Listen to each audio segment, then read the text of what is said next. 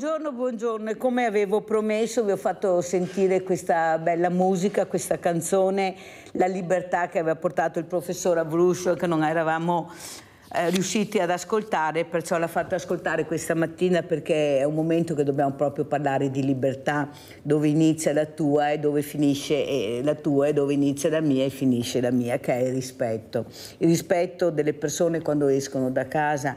Questi giorni abbiamo sentito proprio delle cose terribili di questi ragazzini, l'empatia che hanno commettendo degli atti violentissimi, uccidendo delle persone. Perché succede questo? Io cosa vi dico tutte le mattine? Perché non li ascoltiamo, non li guardiamo negli occhi, non sappiamo neanche cosa fanno durante la giornata, chi sono i loro amici, cosa frequentano e cosa vorrebbero fare. Noi andiamo nelle scuole, certo, facciamo la lezioncina, poi loro ci devono dare il voto, ma non ci danno neanche il voto, perché ormai li abbiamo annoiati, perché non li intrighiamo abbastanza. Loro vogliono essere protagonisti, voi lo sapete che lo dico tutte le mattine, devono avere emozioni forti, perciò visto che le emozioni forti possiamo dargliele, quei diversamente giovani, con gli ammalati, col mondo del volontariato, quello tosto, con lo sport. Eppure si chiude a Riccio la scuola, si fa tutto all'interno della scuola, orti a scuola, musica a scuola, teatro a scuola, poi luglio-agosto si chiude tutto, non c'è niente, assolutamente niente, e per chi non ha soldi di andare in vacanza fa qualcos'altro, magari sono quelli più furbetti, sono magari anche i creativi, quelli che avrebbero tante cose ma nessuno li guarda e li ascolta e fanno delle cose terribili, che poi ne paghiamo le conseguenze tutti. Ne parleremo questa mattina con un'ospite graditissima, che è la dottoressa Laura Leonetti, direttrice Casa Albergo Salce Isra Treviso. Buongiorno dottoressa. Buongiorno, buongiorno a lei. Grazie di essere qui. Lei che vive questa situazione di queste fragilità, perché stiamo parlando di fragilità, ma non solo degli ospiti che voi avete, anche delle famiglie stesse, di questi figli, di questi anche parenti che non ce la fanno a gestire il diversamente giovane, specialmente se è problematico, e per fortuna che ci siete voi. Com'è la situazione, dottoressa Leonetti, e rispetto anche a quello che ho detto io, i giovani, inserirli sempre di più dove possono toccare con mano e vivere queste situazioni forti? Prego. Ma diciamo che la prima frase che mi viene in mente è che noi abbiamo moltissimi studenti che vengono a fare i tirocini, e sono sia studenti delle scuole superiori che poi anche dei corsi OS e delle varie lauree. E devo dire che la frase che ci accomuna spessissimo è: ma sai che tutti parlano male dei giovani e invece la nostra esperienza è molto positiva, e anche in situazioni diversificate, perché quando sono un po' più adulti, per cui vengono a fare i tirocini dei corsi OS, scienze infermieristiche, scienze dell'educazione, è chiaro che sono strutturati, sono più motivati, ma stiamo avendo un buonissimo riscontro anche dagli studenti delle scuole superiori. Ad esempio allo Zalivani quest'anno nel giardino è stata fatta una mostra dagli studenti del liceo artistico, che tra l'altro è tuttora visibile, quindi se avete piacere di vederla nel parco dello Zalivani aperta durante la giornata. Hanno fatto dei lavori meravigliosi assieme agli anziani.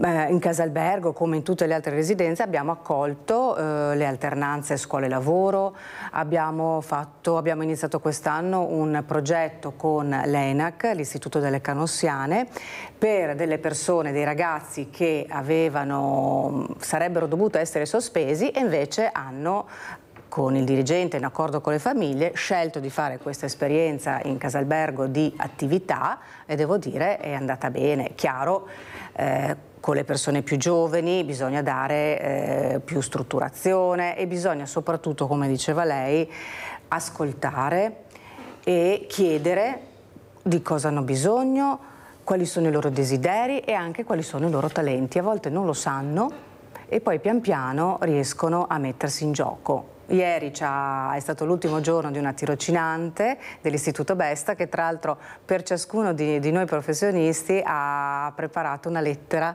per salutarci, e ha scritto delle cose bellissime, e una cosa che accomuna un po' tutti è, ecco, noi non pensavamo che le case per anziani sono così, e non pensavamo che ci saremmo trovati così bene.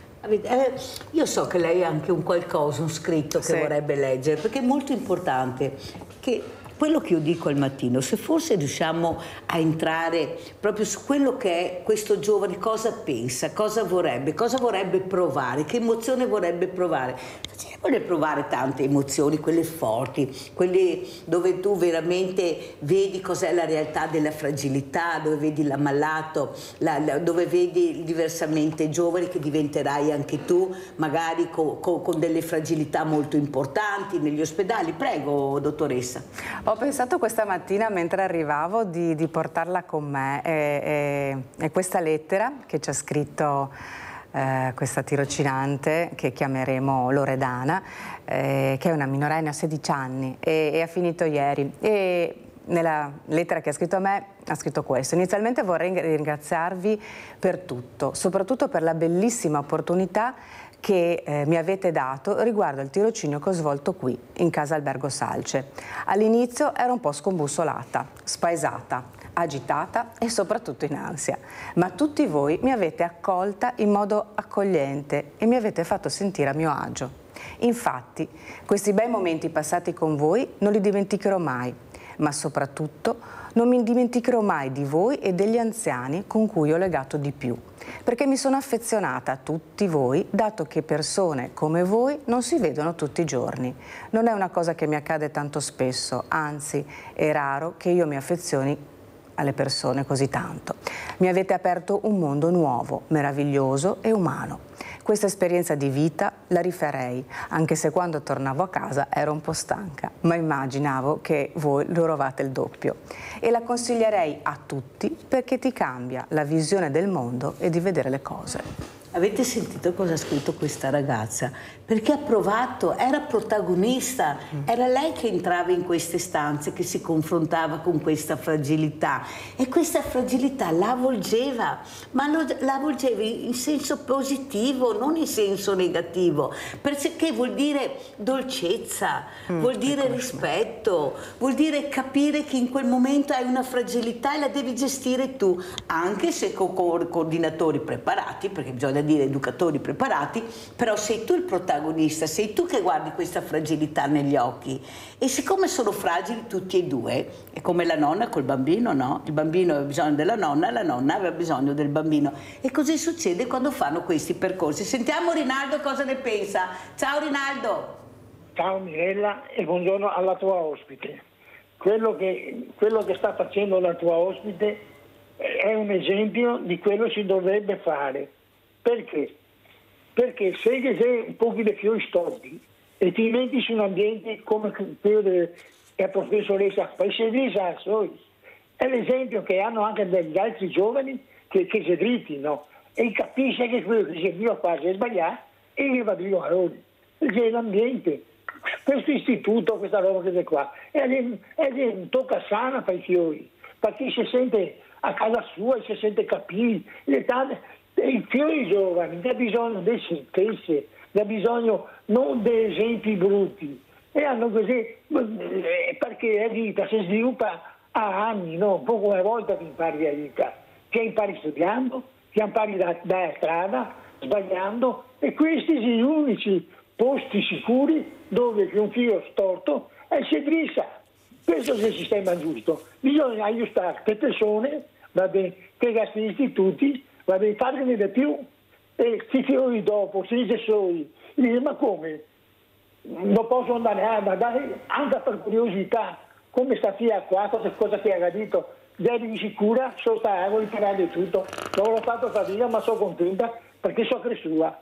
Questo è l'esempio giusto, non la politica o certe robe, di fare la politica, si bastona e dopo gli domanda ai giovani cosa che fa, è vergognoso. Bisogna che la politica si dedica di più, va bene, ai fiori, alla gente, a questi problemi qua. E gli ha fatto i sindaci, perché si è eroe, gli ha fatto feste, dargli la torta, bottiglia, ma le cose che non dicono in cerca. Chi è un sindaco, cosa ti vuoi?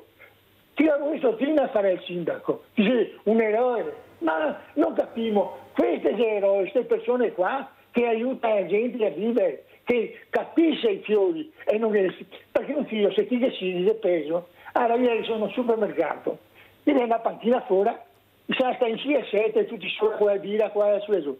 Mi sono messo un angoletto E lui adesso da me, sì signore, si alza tutti insieme a volta. Ma misera il parassitioi, questo sistema, no? È come se erano nati da fiori. Bisogna tenerli da fiori, ma non sigarli, voi insegnarli. Non potete insegnargli niente, impara da solo, impara lo stesso. I fiori, col suo cervello, raiona col suo, impara dalle robe giuste che fa gli altri. Come sto istituto qua, che ne volia 4-5 di questi. E che ne saria manco fiori storti per strada. Cosa volevo insegnargli? Intanto mi va dando questa trasmissione, robe che non aveva mai pensato che fosse stata. Allora che lo dirà, guarda tanto, guarda filmati, sono stato sui manicomi, sono stato dappertutto gli istituti a portargli la roba a mangiare e vedevo proprio, toccavo com'è, cosa che era dentro. Capito Mirella?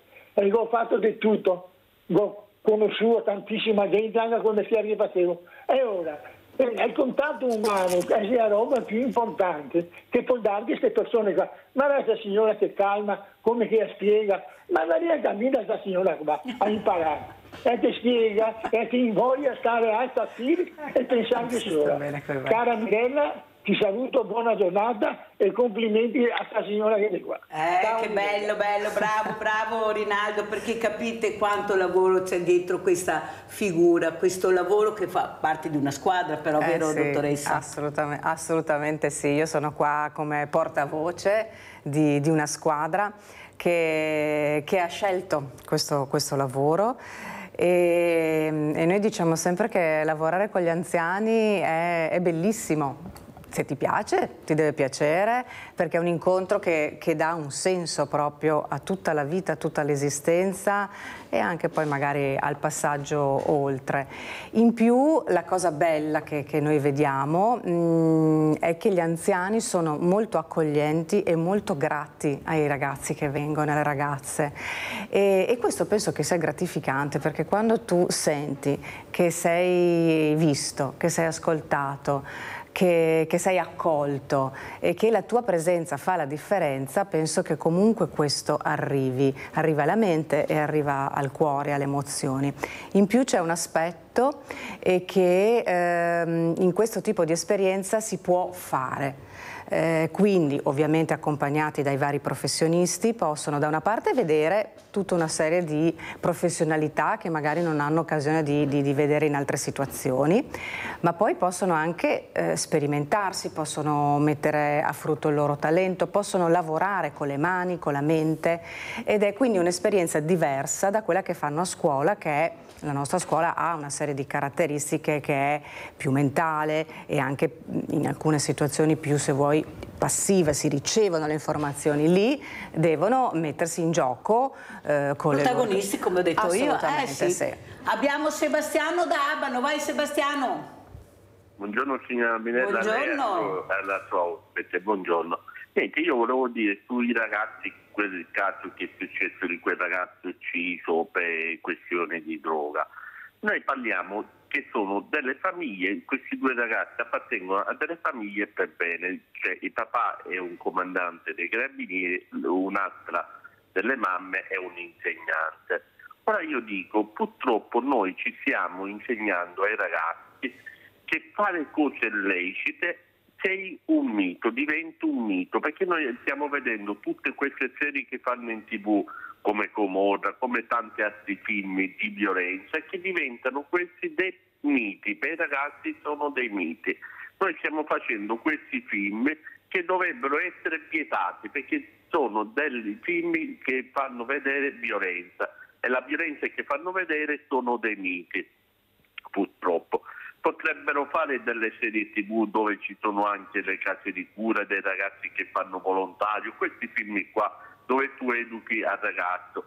Ora io dico, alla fine tutti questi ragazzi, che non sono tutti perché ce n'è migliaia e migliaia di gente per bene, ragazzi bravi, chi commette reato per me dovrebbe scontare la pena come se è un maggiorenne, perché solo così possiamo educare questi ragazzi, perché chi sbaglia deve pagare la pena. E non che, come abbiamo visto a Venezia, hanno fatto 100.000 euro di danni a quei poveri imprenditori, rischiando questi ragazzini la vita, poi ci vanno i genitori e chiedono scusa, ma che me ne frega a me delle scuse tue, tu mi paghi ora tutti i danni, perché ci sono state non so quanti operai lasciati un po' a casa finché non mettono l'azienda a posto. È quella la vera vergogna, cioè i genitori che vanno a chiedere scusa, ma dove eri? Cioè, io vedo un mio figlio che ha 10-12 anni, non è a casa ed è a fare danni, ma mi chiederò io dove è il mio figlio? Cioè a me è diventata la libertà ai figli.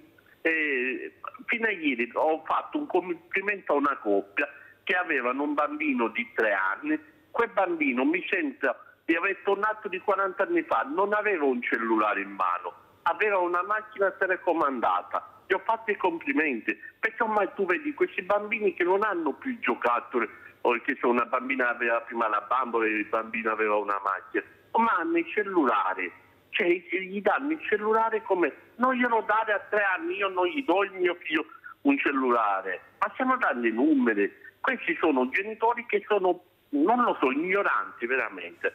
La ringrazio signora Mirella e buongiorno. Abbiamo sentito anche le riflessioni di Sebastiano, siccome abbiamo parlato di ragazzi dobbiamo parlare di scuole, fra poco sono terminate, molte sono già terminate, andiamo a vedere questo servizio dell'Irigem in questa scuola professionale. Irigem.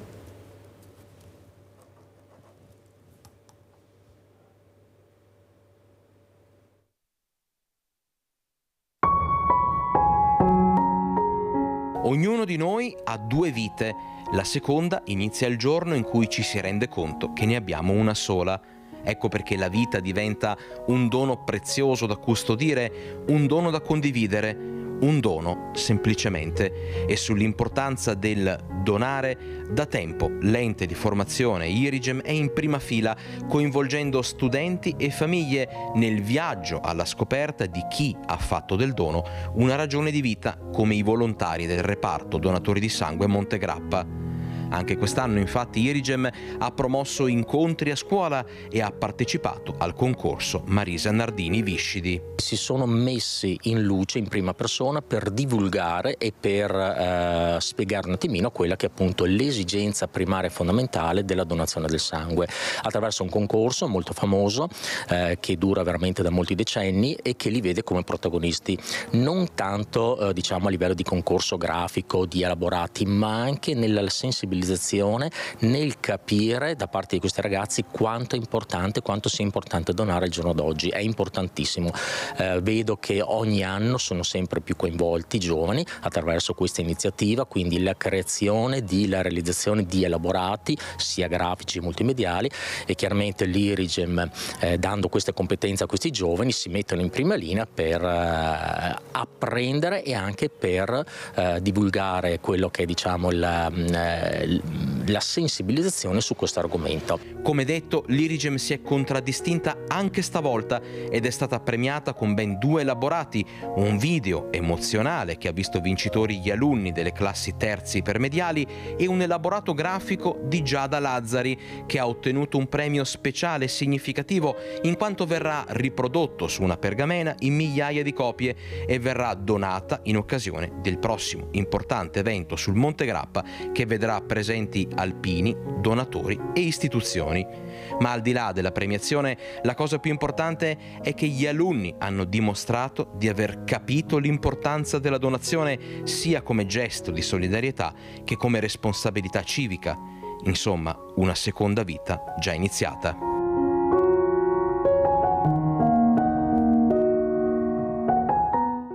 Che bello questo servizio, avete visto? L'importante è andarli a prendere per mano, come ho detto prima, accompagnarli su percorsi importanti, che la loro vita, la loro storia diventerà. Prego, dottoressa. Ma una riflessione che mi veniva da quello che stiamo dicendo, anche con gli ascoltatori e anche da questo video, è la questione di sentirsi parte, di far parte. E come si diceva prima, sicuramente un punto di forza della possibilità di far fare questa esperienza da noi è stato il fatto di avere un lavoro di squadra e anche persone, educatori, educatrici, coordinatori, infermieri e tutte le varie professioni, anche con età diverse. Quindi andiamo dalla persona più giovane che ha 25 anni, alla persona più grande che ne ha di più, diciamo così, e questo permette di avere degli interlocutori con cui la distanza non è tanto forte, quindi possono entrare direttamente in relazione, ma poi possono vedere che c'è una possibilità di collaborare, di fare squadra, di esprimersi multiprofessionale, multigenerazionale. E questo è un elemento. In più, una cosa che noi stiamo riscontrando è anche l'importanza di praticare l'accoglienza, ma che dà anche dei limiti, quindi gli orari. Se non rispetti gli orari devi avvisare, se non avvisi c'è un problema e non dobbiamo parlare, e la libera scelta. L'altro giorno, lunedì, abbiamo fatto proprio un incontro con uno degli studenti che ha fatto fatica all'inizio sugli orari, sul venire, non venire, avvisare. L'abbiamo incontrato in accordo col dirigente della scuola e con i suoi genitori, ma l'abbiamo incontrato io e l'educatrice e abbiamo riflettuto assieme. Vuoi continuare questa esperienza perché sei libero? Tu puoi dire di sì o puoi dire di no. Se dici di sì, però si continua in un certo modo. Ha accettato, quindi adesso ha ripreso a venire e vedremo come va. Senza aggressività, senza rigidità, ma spiegando anche a cosa servono gli orari, i limiti, stare dentro in una comunità, in un gruppo e dare valore anche alla sua presenza. Se non ci sei, si sente la mancanza, è importante che tu avvisi se non ci puoi essere. Quindi anche fare un'esperienza di quelle che sono alcune dinamiche che solitamente si sperimentano nel lavoro, perché nella scuola è un po' diverso, e quindi fare un po' prima un'esperienza anche di comunità lavorativa, professionale, ma anche umana. Anche perché iniziamo a mettere delle regole, cioè gli orari sono orari. Se sono le 8, tu devi arrivare entro le 8. Non devi arrivare alle 8:02, 8:05, 8:03, per sempre qualcosa. L'orario è un orario. Non è il minuto, è il rispetto dell'orario, il rispetto della regola che tu devi avere, perché vuol dire alzarsi prima il mattino, vuol dire prepararsi, vuol dire organizzarsi per non arrivare in ritardo. E questo lo fanno fatica a capire. Perché? Perché vivono, non tutti, ma certi giovani, come abbiamo visto, in situazioni familiari dove tutto è concesso. Qual è il problema? Chi è che mi ascolta, che mi guarda, che mi controlla? Pochissimi lo fanno. E questo diventa sempre più un problema per loro, che non riescono a organizzarsi, non riescono a rispettare gli orari, le regole, la disciplina, il rispetto del lavoro. Un domani che andranno a lavorare, se noi li prepariamo prima, avremo anche da parte loro il rispetto del loro lavoro, del datore di lavoro, di quello che fanno, dei colleghi, perché è sempre una squadra che lavora. Cosa dice, dottoressa? Allora, la riflessione che a me viene è che è una situazione molto ampia e molto complessa. Da una parte è importante, ma in tutte le cose, avere chiaro quali sono i limiti, le gerarchie, e il rispetto. Dall'altra anche coltivare quello che sono i desideri, perché io trovo che ci sia una correlazione anche sulla questione della mancanza del desiderio. Questi ragazzi che cosa desiderano? Che cosa, li abbiamo forse riempiti un po' troppo di risposte e quindi se io ho un desiderio e non mi viene colmato subito, ci lavoro, devo far fatica per arrivare a quello, che ne so, voglio prendere la patente e allora devo andare a lavorare per ottenere quello. E dall'altra parte è la possibilità di essere ascoltati veramente, quindi del tempo di ascolto. Quest'inverno abbiamo fatto con due ragazze, due studentesse, anche tre, dell'Istituto Besta, che l'anno scorso erano venute a fare alternanza scuola-lavoro, hanno continuato a venire tutte le settimane a fare volontariato giovedì pomeriggio e con loro abbiamo attivato un gruppo di parola con gli anziani. È stata un'esperienza molto forte, molto significativa per me stessa anche, ma per tutti, perché vedere come gli anziani ponevano a queste ragazze delle questioni il primo argomento è stato l'intelligenza artificiale e vedere come poi queste ragazze che adesso sono in quinta e hanno quasi finito, come argomentavano, come si preparavano, ma poi hanno trattato argomenti come la morte, come la sessualità, il cambio di genere, cioè robe non da poco, ma con una fluidità e con una coraggio, con una leggerezza sia da parte degli anziani che da parte delle ragazze, che è stato veramente molto forte. Quindi c'è dato uno spazio, dato un contenitore, dato una possibilità, una ricchezza che può emergere. Allora, visto che abbiamo parlato di diversamente giovani, come li chiamo io, andiamo a vedere cosa fanno questi. Fanno addirittura le Olimpiadi. Andiamo a vedere Olimpiadi anziani. Pierre de Coubertin ha raccolto in una frase lo spirito olimpico, dicendo che la cosa importante nei Giochi Olimpici non è vincere ma partecipare. A Cartigliano gli ospiti della casa di riposo hanno fatto loro questo motto, sostituendo l'importanza di partecipare con la voglia di divertirsi. In Villa Morosini Cappello si sono svolte le Olimpiadi della terza età, giunte alla terza edizione con quasi 50 nonni che si sono sfidati col sorriso a pallacanestro, tiro al bersaglio e tanti altri sport insieme ai bambini della scuola primaria di Cartigliano. È un progetto in cui noi abbiamo investito molto perché vogliamo investire in questo connubio tra giovani e meno giovani. Crediamo che questa unione possa essere il viatico, la forza per il futuro. Dobbiamo trovare delle alleanze tra giovani e meno giovani perché i nostri anziani possono insegnare molto ai ragazzi, ma questi ragazzi trasmettono una vitalità immensa e la voglia di vivere che portano dentro.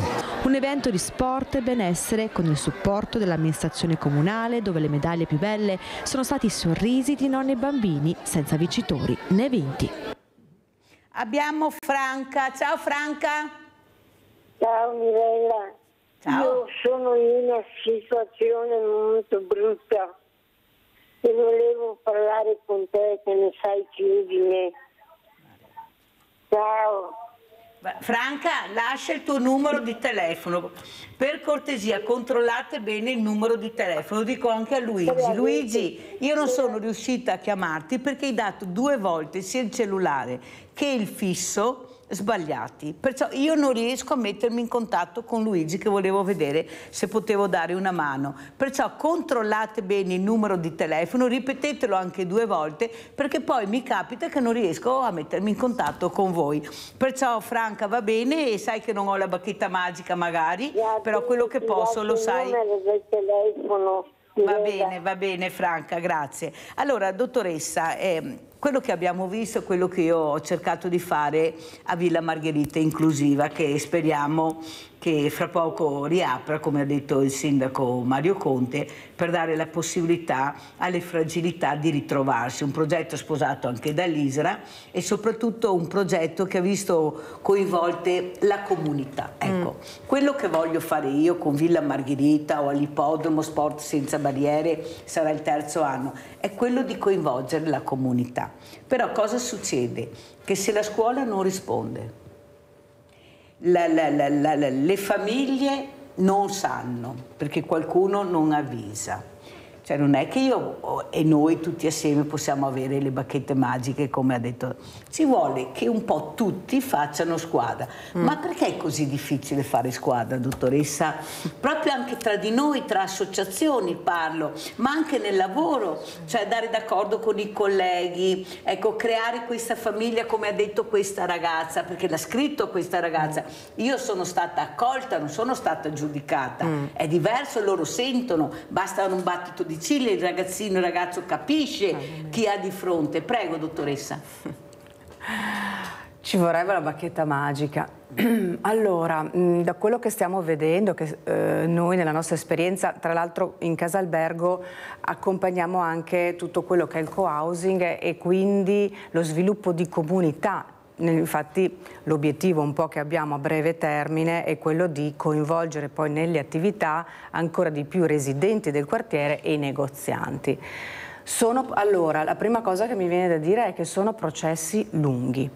Quindi bisogna avere molto chiaro qual è l'obiettivo, usare delle metodologie, perché esistono delle metodologie di lavoro di comunità che sono particolari, perché gestire gruppi grandi ha tutta una serie di tecniche, e attivare anche vengono chiamati dispositivi, cioè dei tavoli di comunità. Ad esempio, rispetto a questo tipo di progetto che lei ha in mente, è utile avere dei momenti di incontro stabili e strutturati. In questo modo le persone che fanno parte di varie associazioni, ma che hanno ad esempio un obiettivo comune, in questo caso organizzare le Olimpiadi inclusive, piuttosto che creare un quartiere accogliente, sanno che oltre agli obiettivi specifici che ogni realtà ha, hanno anche un obiettivo comune. Lo dico per esperienza, guidare questi progetti partecipativi non è facile, ma è l'unica strada che abbiamo, perché tra l'altro abbiamo avviato una collaborazione col Dipartimento di Prevenzione dell'Uso proprio su queste tematiche, e si rifletteva con la dottoressa Menegon, che è la responsabile, del fatto che le risorse non stanno aumentando, stanno diminuendo, per cui dobbiamo lavorare in questa prospettiva, creare situazioni sostenibili e favorire il fatto che tutti possano essere protagonisti, ma mettere anche le proprie risorse a favore della comunità. Allora andiamo a vedere anche l'ISRA, adesso ci spostiamo allo Zalivani per vedere questo giardino artistico. Andiamo a vedere.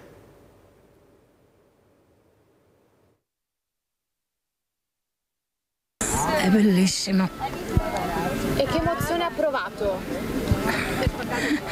Un abbraccio con i giovani. State bravissimi, anche nelle cosette piccole, poco appariscenti.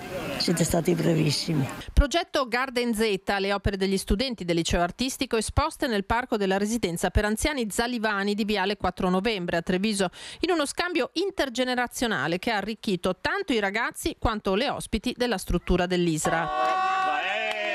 C'è stato il coinvolgimento di tantissime classi, dalla prima alla quinta, quindi circa 6 o 7 classi, e ognuno ha dato un apporto a seconda anche delle proprie competenze, delle proprie disponibilità e soprattutto anche del livello, diciamo, artistico, perché a noi interessa anche che emerga una parte artistica. Le seconde in modo particolare hanno lavorato con le nonne della residenza per effettuare dei gioielli, delle piccole scatole, degli oggetti in ceramica, e quindi c'è stato anche un coinvolgimento a livello laboratoriale, dove appunto le nonne hanno anche coccolato i nostri ragazzi. Le case di riposo tristemente blindate per il Covid sono un ricordo. Grazie alla collaborazione con il liceo artistico, alcuni ragazzi hanno allestito alcune opere che potranno essere visitate durante tutta l'estate, perciò il nostro invito è a tutti i trevigiani di entrare in questo parco, di vedere le opere e di meglio comprendere come la casa di riposo venga chiamato così in maniera impropria, perché secondo me sono musei di storia contemporanea vivente. Non è che la residenza per anziani è lì e il resto della città sta da un'altra parte. Il vero significato di questa iniziativa, che si può fare e ISRA fa anche nelle altre residenze, è proprio questo: la città dentro e le ospiti fuori, in connessione con Treviso. Allora, abbiamo lavorato, abbiamo sacrificato, ci siamo impegnati, è questo che hanno fatto i ragazzi, però hanno capito l'importanza di quel momento, di esserci, di creare. Avete visto cosa sono riusciti a fare? Voi direte, va bene, ma è l'artistico. Sì, ho capito che è l'artistico, ma vuol dire che questi ragazzi hanno creatività e la trasmettono. E questo diversamente giovane la capisce e ha piacere. Avete sentito la frase, li abbiamo coccolati. Prego, dottoressa. Queste sono le cose belle. Diciamo che c'è una possibilità e uno spazio per tutti. Questa è un po' la frase che ci potrebbe, ci dovrebbe guidare. Questo vale per il lavoro di squadra, come diceva lei, tra colleghi, perché non è facile, sappiamo benissimo, ci vuole impegno e bisogna anche un po' accettare il conflitto. Questa è una cosa che forse, il conflitto che sembra un po' un tabù, ma in realtà fa parte del lavoro, fa parte dello stare insieme. L'altro elemento è che, come avete visto, abbiamo nominato Casa Sacia, abbiamo nominato Zalivani, ma anche il Menegazzi, le residenze Città di Treviso, ogni realtà sta sviluppando progetti specifici legati un po' alle competenze magari delle persone che sono interne, al territorio dove sono presenti, alle sensibilità. Ad esempio il Menegazzi sta facendo un progetto con il comune e l'associazione Plastic Free, per cui assieme ai residenti in carrozzina, i ragazzi, i volontari vanno e hanno delle giornate in cui fanno la raccolta. Questo ha un senso civico, tra l'altro, allargato e comune. E anche movimento, perché si muovono. Assolutamente sì, vanno fuori perché è importante entrare nelle residenze, ma è importante anche uscire. Si preparano. Io mi ricordo a Villa Margherita, erano tutte preparate, sì. Truccate col vestito più bello. Capite per loro quanto importante è, dottoressa? E mentre ad esempio, tanto per nominare proprio i vari progetti, alle RACT stiamo facendo un progetto sul... Devo dire RACT? Sarebbe Residenze Anziani Città di Treviso, che è la residenza che c'è nel quartiere di Santa Bona. E lì, tra le varie iniziative, l'ultima è quella di il Tai Chi, un tipo di Tai Chi che è un'attività motoria orientale che va benissimo anche per le persone in carrozzina, sì, ma non solo anziani, movimenti lenti, e lo stiamo facendo con la collaborazione con un'associazione. Quindi accogliere, dare spazio, collaborare, fare entrare e uscire e allargare, costruire una comunità dove si comincia a pensare che le residenze per anziani sono posti non solo dove i vecchi sono parcheggiati, ma sono luoghi di vita, sono luoghi di possibilità, di opportunità e di tessuto sociale. Dove non ti senti solo sì, e non sei abbandonato. Pubblicità.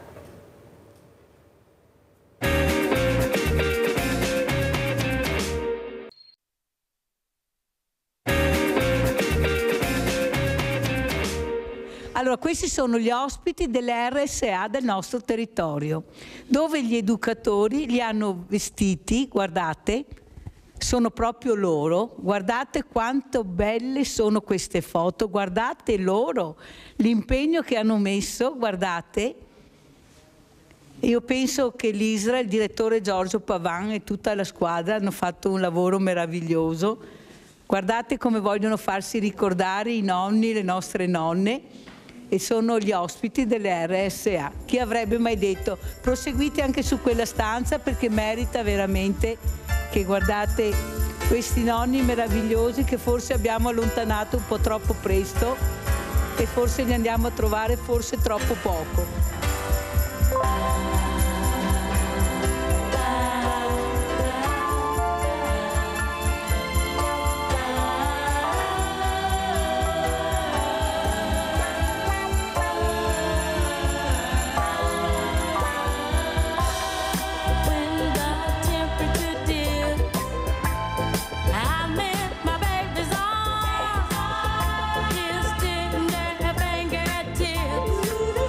Just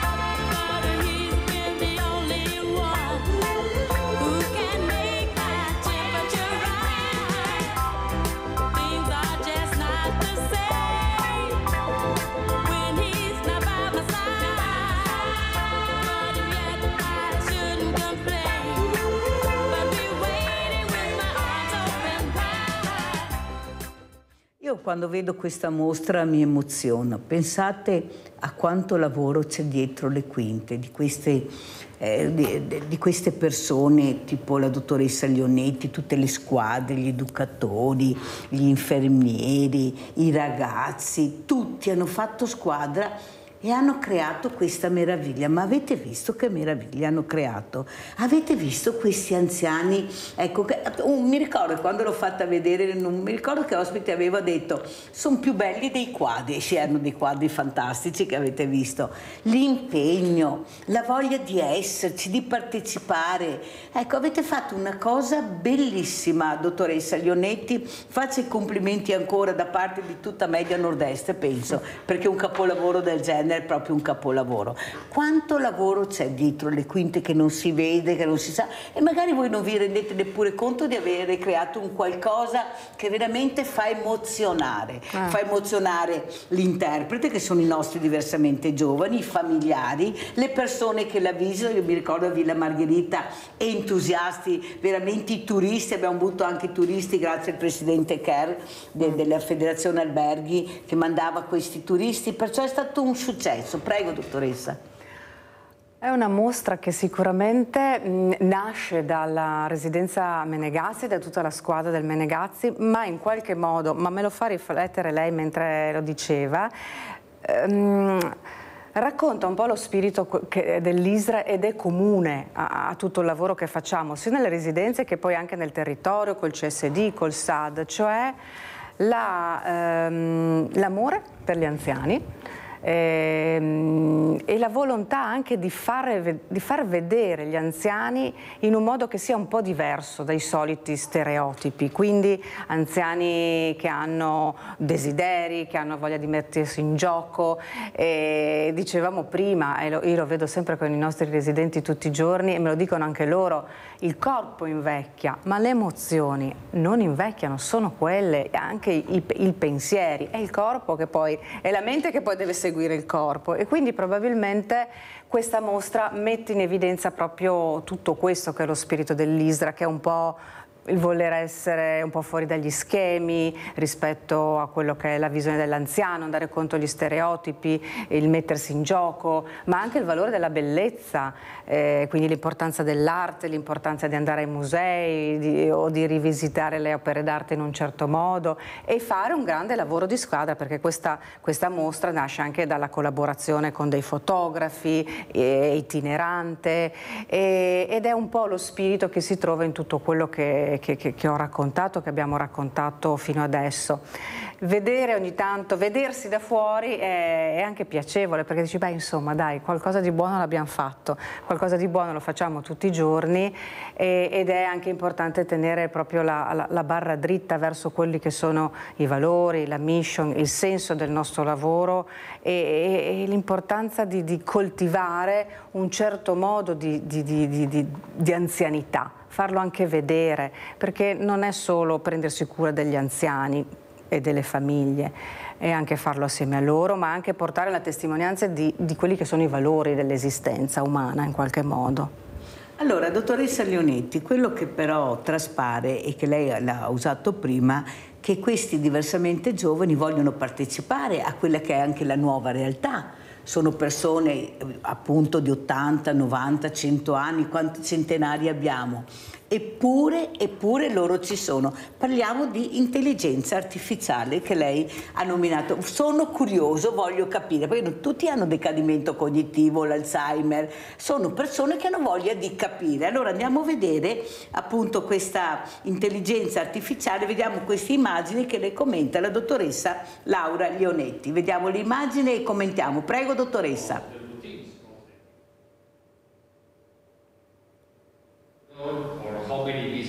Cosa stiamo vedendo?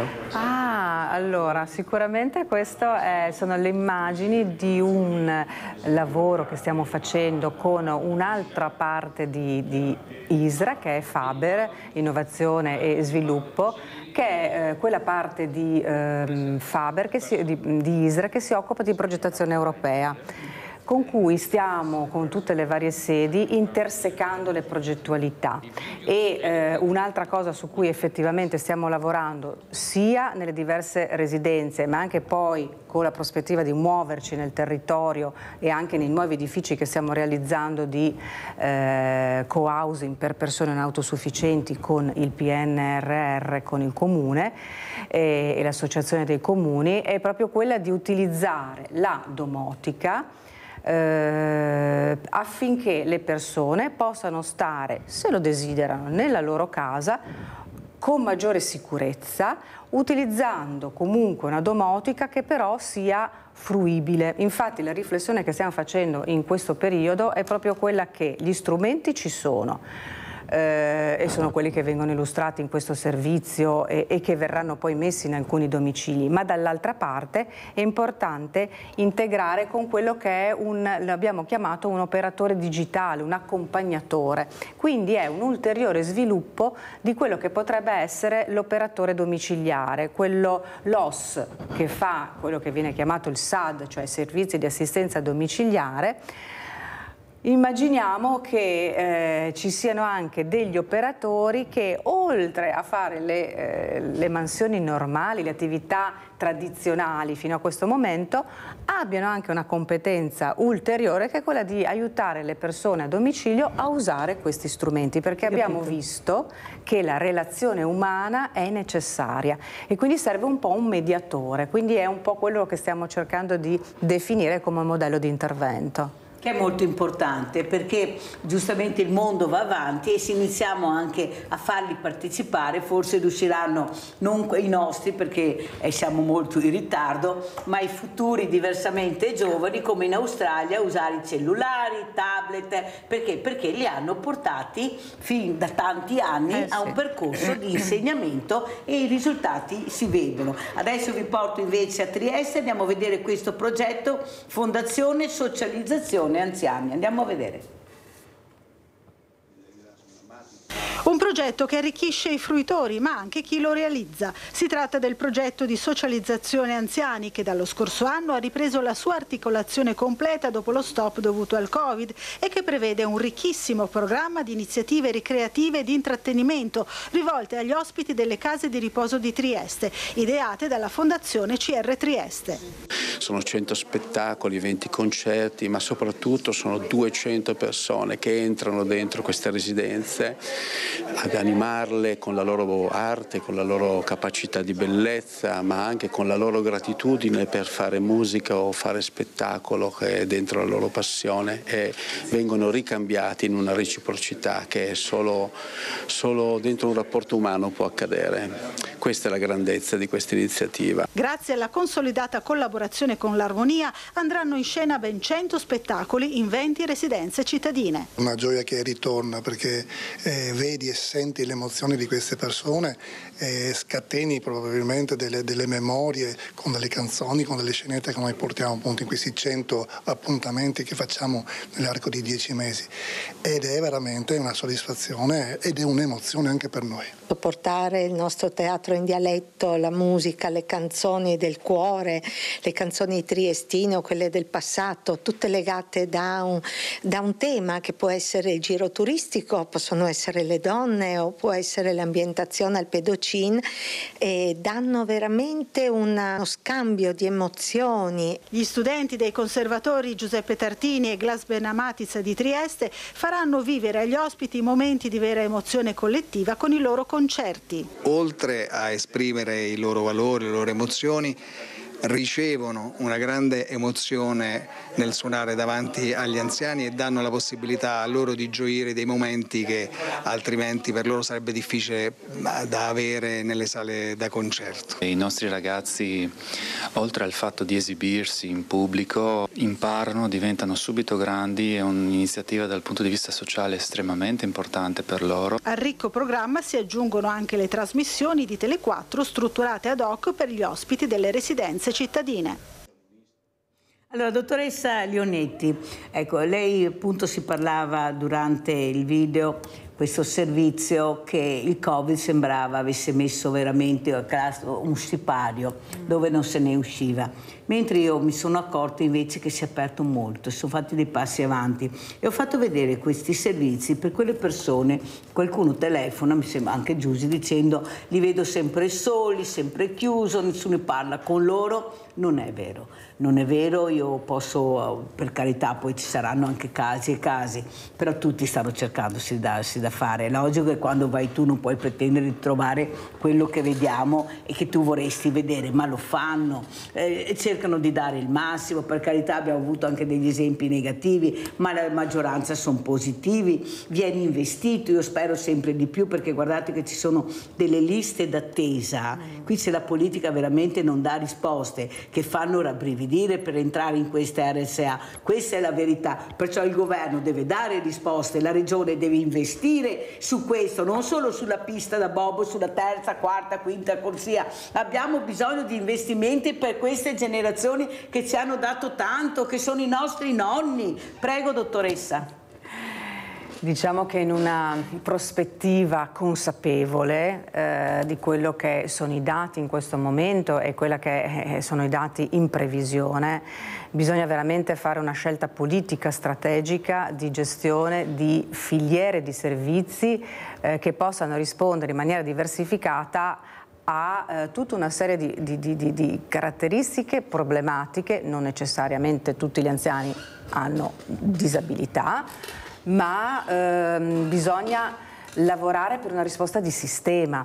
Quindi una cosa che l'ISRA sta portando avanti da molti anni è quella delle residenze come centri di servizi, e tra l'altro forse bisogna addirittura cambiare ancora nome, perché non sono centri di servizi e basta, ma sono anche centri di promozione, di sviluppo, di comunità, in modo da utilizzare al meglio le risorse, perché le residenze ci sono, dove ci sono dei professionisti che lavorano, dove ci sono degli edifici che comunque sono mantenuti, e allora possono diventare, accogliere associazioni, iniziative, volontari, e da lì partire per tutta una serie di movimento più ampio che risponda alle diverse esigenze, quindi con costi anche diversificati. Una struttura ha un costo e quindi ci sono le rette di un certo tipo, ma man mano ci possono essere anche servizi molto più leggeri, e quindi posso fare prevenzioni con le ginnastiche attraverso il volontario in uno spazio però ad esempio dell'ISRA. Abbiamo Luciano da Desenzano del Garda. Ciao Luciano. Ciao Mirella, è un po' che non ci sentiamo, sono ancora vivo. Come stai? Tutto bene? Tutto benissimo, bene. A parte che ho una gastrite da tanti anni. Vabbè, dai. Niente, volevo dire qualcosa. Io non ho ancora capito niente di questa intelligenza artificiale. Non ho ancora capito niente. Secondo me ci vorrebbe specialmente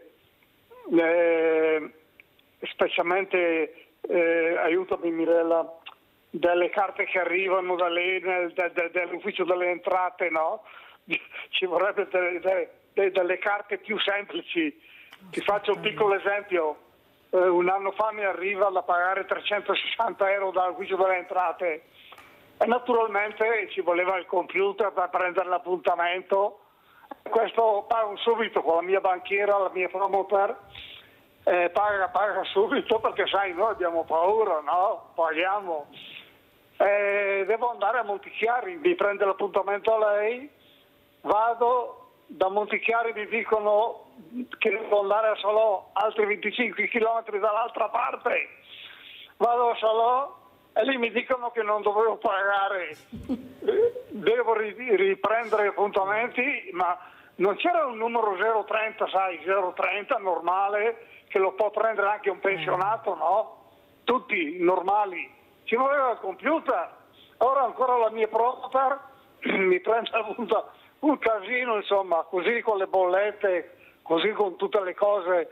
Dovrebbero fare prima delle cose artificiali, dovrebbero avere un po' di intelligenza negli uffici, cominciare dai ministeri, dai ministri e giù. nei comuni, cose più semplici.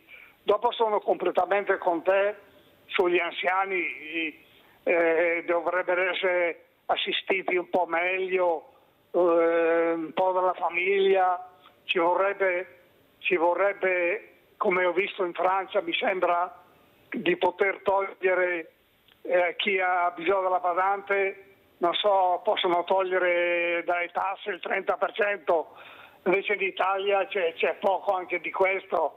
Vabbè, vi saluto anche la signora, buongiorno. Grazie a tutti. Luciano, mi ha fatto piacere sentirti, mi raccomando, sempre in gamba. Ecco, queste persone che chiamano, che hanno piacere di dire quello che pensano. Dottoressa Leonetti, allora come commenta e come ci saluta? Ma questa riflessione sulla complessità di alcune attività, bollette, scelte, eccetera, eccetera, mi fa venire in mente che un'altra cosa che si può fare sempre nel logico di comunità è quella di intersecarsi con associazioni. Ad esempio noi abbiamo in programma con Anteas di organizzare degli sportelli proprio per i cittadini anziani in particolare, che possano aiutare questo tipo di realtà. Chi non ha il computer, chi fa un po' fatica, ad esempio banalmente adesso bisogna scegliere i fornitori e quindi accompagnarli in questo attraverso il supporto delle associazioni in uno spazio che sia deputato un po' a questo, all'incontro dei bisogni delle comunità e alle risposte che possono dare le associazioni di volontariato. Che siamo in tanti. Che siamo in tanti, quindi diciamo che la riflessione finale è quello proprio di riuscire a imparare a metterci assieme e, per quanto riguarda poi la mia competenza specifica, di fare in modo che sempre di più le residenze per anziani possano essere luoghi di incrocio, di incontro e di collaborazione con i volontari, con le associazioni, come abbiamo iniziato a fare, ma ci vuole ancora di più. Grazie alla dottoressa Laura Leonetti, direttrice Casa Albergo Salce Isra di Treviso, di essere stati con noi, di averci aperto anche questo mondo meraviglioso che noi dobbiamo aiutare, perché dobbiamo fare anche noi comunità per aiutare queste persone a lavorare sempre meglio. Grazie pubblicità.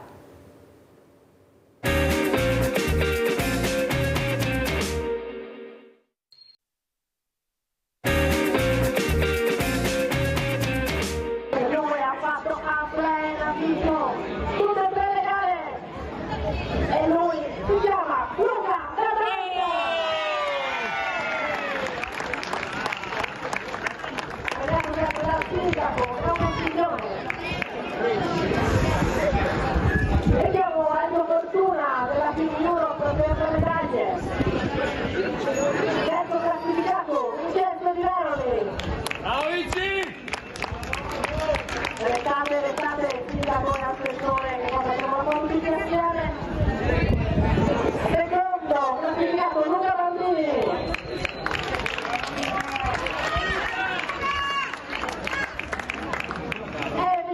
Nuovo campione europeo 2023 dell'Open 50, Luca Dadante.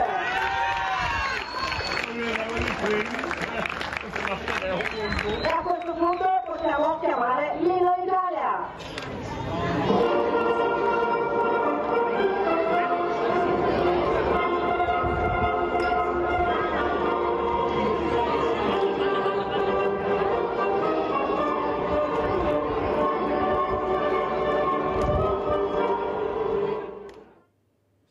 E Luca Dadalta è qui con noi, campione di mini bike, con l'accompagnatore Renzo Lovisotto. Grazie anche a Renzo di essere qui. Tanto complimenti Luca, grazie. Complimenti veramente, noi stiamo seguendo un po' il percorso che stai facendo. Allora, com'è la situazione? Allora, questo campione che sempre di più hai delle sfide da fare con te stesso, ma anche con lo sport che pratichi, cosa ci racconti questa mattina?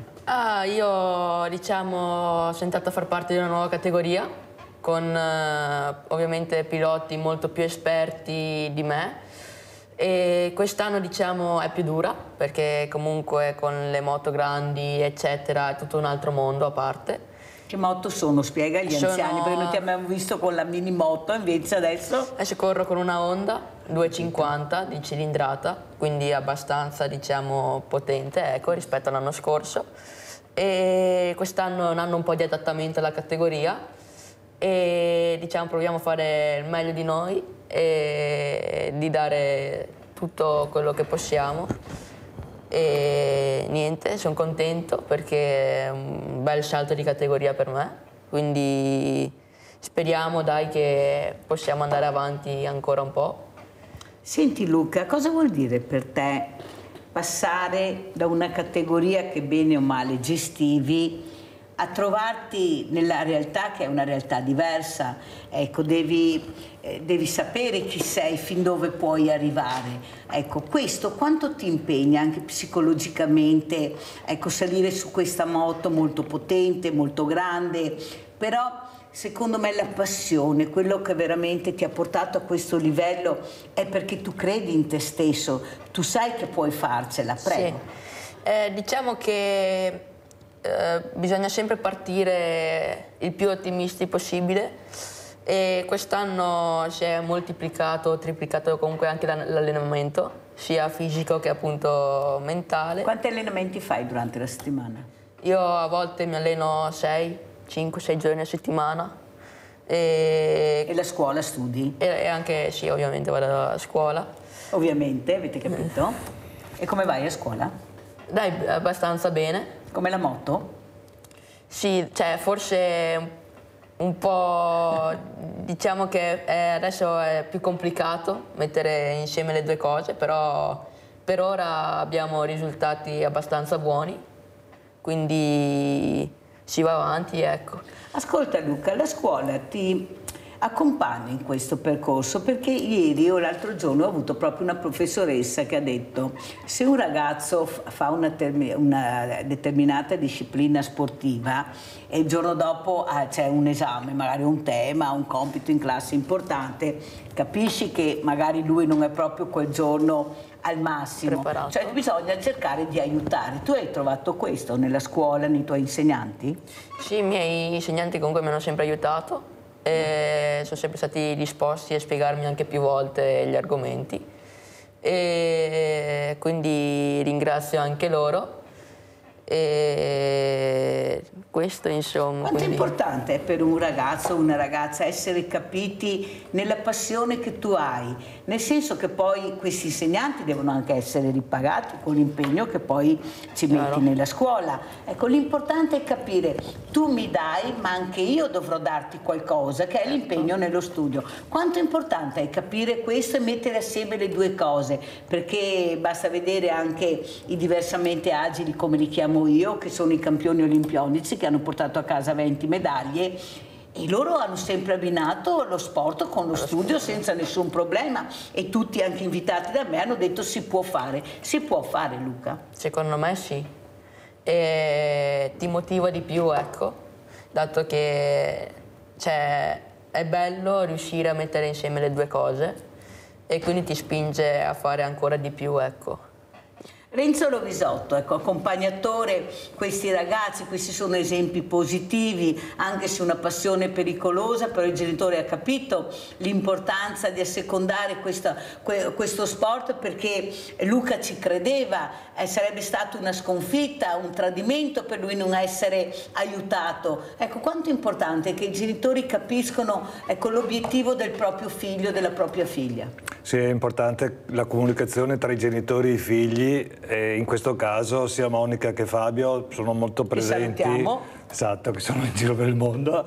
E penso che comunque Luca ce la farà sicuramente perché ci mette tutto, per cui sia nello studio che nella moto io le auguro solo che vinca perché se lo merita. Senti Renzo, un'altra cosa che noto di Luca, questa pacatezza, questo modo anche di esprimersi, ecco, questa loquacità che lui ha. Sì, sono anche doni di natura, però sono anche regole che la famiglia mette. Sì. Ecco, ci sono dei paletti che anche Luca, poi glielo chiediamo, i genitori avranno messo, filati, lascio, poi ti devi fermare e devi ascoltare. Quanto è importante mettere delle regole, dei paletti anche questi ragazzi in un momento molto delicato della loro crescita, perché questo è il momento più delicato a mio avviso, dai 12 10 anche ormai possiamo dire, fino a 20-25, perché fanno fatica molti a crescere, anche a 30 di volte, madonna. Ecco, tu sorridi Renzo, però è la verità, è questa, non c'è niente da fare. Prego. Diciamo che i ragazzi crescono velocemente, già a 12 anni pensano di essere uomini, ma non lo sono. Purtroppo, e se la famiglia non li segue sarà difficile che diventino uomini, perché la scuola può aiutare sì, ma la famiglia è importantissima. Io penso che sia così. Sentiamo Luca. Cioè, i tuoi genitori ti hanno messo dei paletti, delle regole, sì, io ti porto, però tu devi anche comportarti in una determinata maniera. Sì, diciamo che quello è fondamentale anche, perché poi se... Io me ne sono anche reso conto, se ti comporti in un certo modo, poi anche all'interno del mondo in cui siamo, sei, diciamo, soprattutto anche nel mondo sportivo, è difficile che qualcuno ti accetti, quindi devi farti una bella immagine anche. E poi sì, comunque i miei genitori mi hanno sempre supportato, sempre aiutato, sempre portato, quindi io li ringrazio. Cosa vuol dire, Luca, una bella immagine di te stesso? Qual è l'immagine che tu volevi dare nel momento che ti confrontavi con altre realtà sportive, con altri ragazzi, con altre persone che in quel momento ti guardavano e magari ti giudicavano? Cos'è per te l'importanza? Beh, bisogna sempre, diciamo, essere umili, e anche se si arriva in alto, io spero di arrivarci. L'importante è comunque sempre essere il più umili possibile e aiutare sempre il prossimo con i mezzi che si hanno. E questo, insomma, secondo me... Senti Luca, e quando senti questi esempi negativi al massimo di questi giorni, questi ragazzi che usano i coltelli come fossero caramelle, ne hanno 1 o 2 in tasca, ecco, addirittura arrivare all'uccisione di un tuo amico, di un tuo compagno, poi questa empatia, non c'è l'emozione. Come si fa a non avere emozione a 12, a 14, a 16 anni? Tu cosa vorresti dire a questi ragazzi, Luca? Beh, secondo me è una situazione veramente brutta, e poi secondo me non è solo colpa dei ragazzi ma anche dei genitori che magari non hanno svolto il loro lavoro al meglio. E comunque io non so come si possa fare ad uccidere una persona, io non ci riuscirei mai sinceramente, proprio emotivamente, e quindi secondo me questi ragazzi sono cresciuti in un mondo magari di stress, o diciamo che secondo me parte tutto quanto da casa, ecco. Allora salutiamo e ringraziamo Silvia Susanna, sindaco di Musile di Piave. Grazie sindaca di essere con noi, ha sentito questo ragazzo, questo campione, ecco, soprattutto la pacatezza nel maniera di esprimersi con delle doti a parte sportive, ma anche delle doti di come ragazzo, di come persona, ma tutto parte, lo dice questo ragazzo, dalla famiglia. Io non mi sento di condannare proprio questi ragazzi, anche se condanno l'azione che hanno fatto. C'è un perché, il primo anello che manca. Allora sindaco, quando il cittadino è in pericolo viene da voi, perché siete gli unici che veramente riesce ad arrivare, perché dopo più in là non ci si arriva più. Ecco, com'è la situazione, ecco, dal suo punto di vista? Tanti furti, baby gang, omicidi, ma sono pochi rispetto ai bravi ragazzi. Io cerco di portare sempre dei buoni esempi di ragazzi invece che fanno tutto l'incontrario del cattivo esempio. Prego sindaca. Buongiorno Mirella, buongiorno a tutti. Sì, allora, che ci sia qualche ragazzo, diciamo, che non si comporta bene, questo avviene in tutti i comuni. E soprattutto, ad esempio, mi scusi un secondo che chiudo la porta, eccola. Mi scusi. Allora, è chiaro che questi ragazzi che si comportano non in maniera positiva ci sono, e ne vediamo soprattutto magari in questo momento nei centri turistici. Qua da noi vicino c'è Jesolo, e gli episodi di queste chiamate baby gang sono frequenti. Ecco, io non li chiamerei baby gang, perché baby gang secondo me vuol dire anche dare un'importanza che non hanno. Secondo me sono baby stupidi, mi perdoni, cioè sono dei ragazzi che evidentemente non hanno l'educazione che ci sta trasmettendo questo ragazzo in studio, ed evidentemente penso purtroppo dietro non hanno una famiglia. Posso portare ad esempio, io ho un figlio di 14 anni che 2 giorni fa è stato rapinato a Jesolo proprio da un paio di questi ragazzini, e uno di questi aveva un coltello. Fortunatamente né mio figlio né gli altri hanno reagito, però questo è quello che succede. Allora io cerco di insegnargli non reagire, dai tutto quello che hai perché la tua vita è la cosa più importante, però un ragazzino di 16 anni, 17 anni, perché sono tutti minori, sono stati individuati poi questi ragazzi che girano con dei coltelli, beh insomma mi pare che il problema ci sia. È espressione di un disagio, ma soprattutto secondo me di una mancata educazione da parte della famiglia. Sentiamo anche cosa ne pensa Renzo Lovisotto, questo primo anello che manca, ma come va? Ma come non sai che tuo figlio gira con il coltello, anche 2 magari, oppure magari non ce l'ha in casa ma lo mette da qualche altra parte. Io sono convinta che ce l'ha in casa e che nessuno si accorge di questo, perché questa è la verità. E bravi ragazzi, cosa vuol dire bravi ragazzi, brave famiglie, famiglie per bene? Ecco, io quando sento questa frase, bravi ragazzi e famiglie per bene, mi vengono i brividi. Chi è la famiglia per bene e chi è il bravo ragazzo? E alla fine la frase che si riesce sempre a sentire, ma è una famiglia per bene, è un bravo ragazzo. Sì, 20-30 coltellate, è un bravo ragazzo. Prego Renzo. È una ricca famiglia del nord-est. Purtroppo per noi, dico generazione un po' passata, l'importante era lavorare, per cui i genitori se lavorano non seguono i figli. Io penso che i figli dovrebbero essere seguiti un po' di più dai genitori, per cui va bene lavorare, ma bisogna seguire anche la famiglia. Io non ho figli, però questo è quello che penso.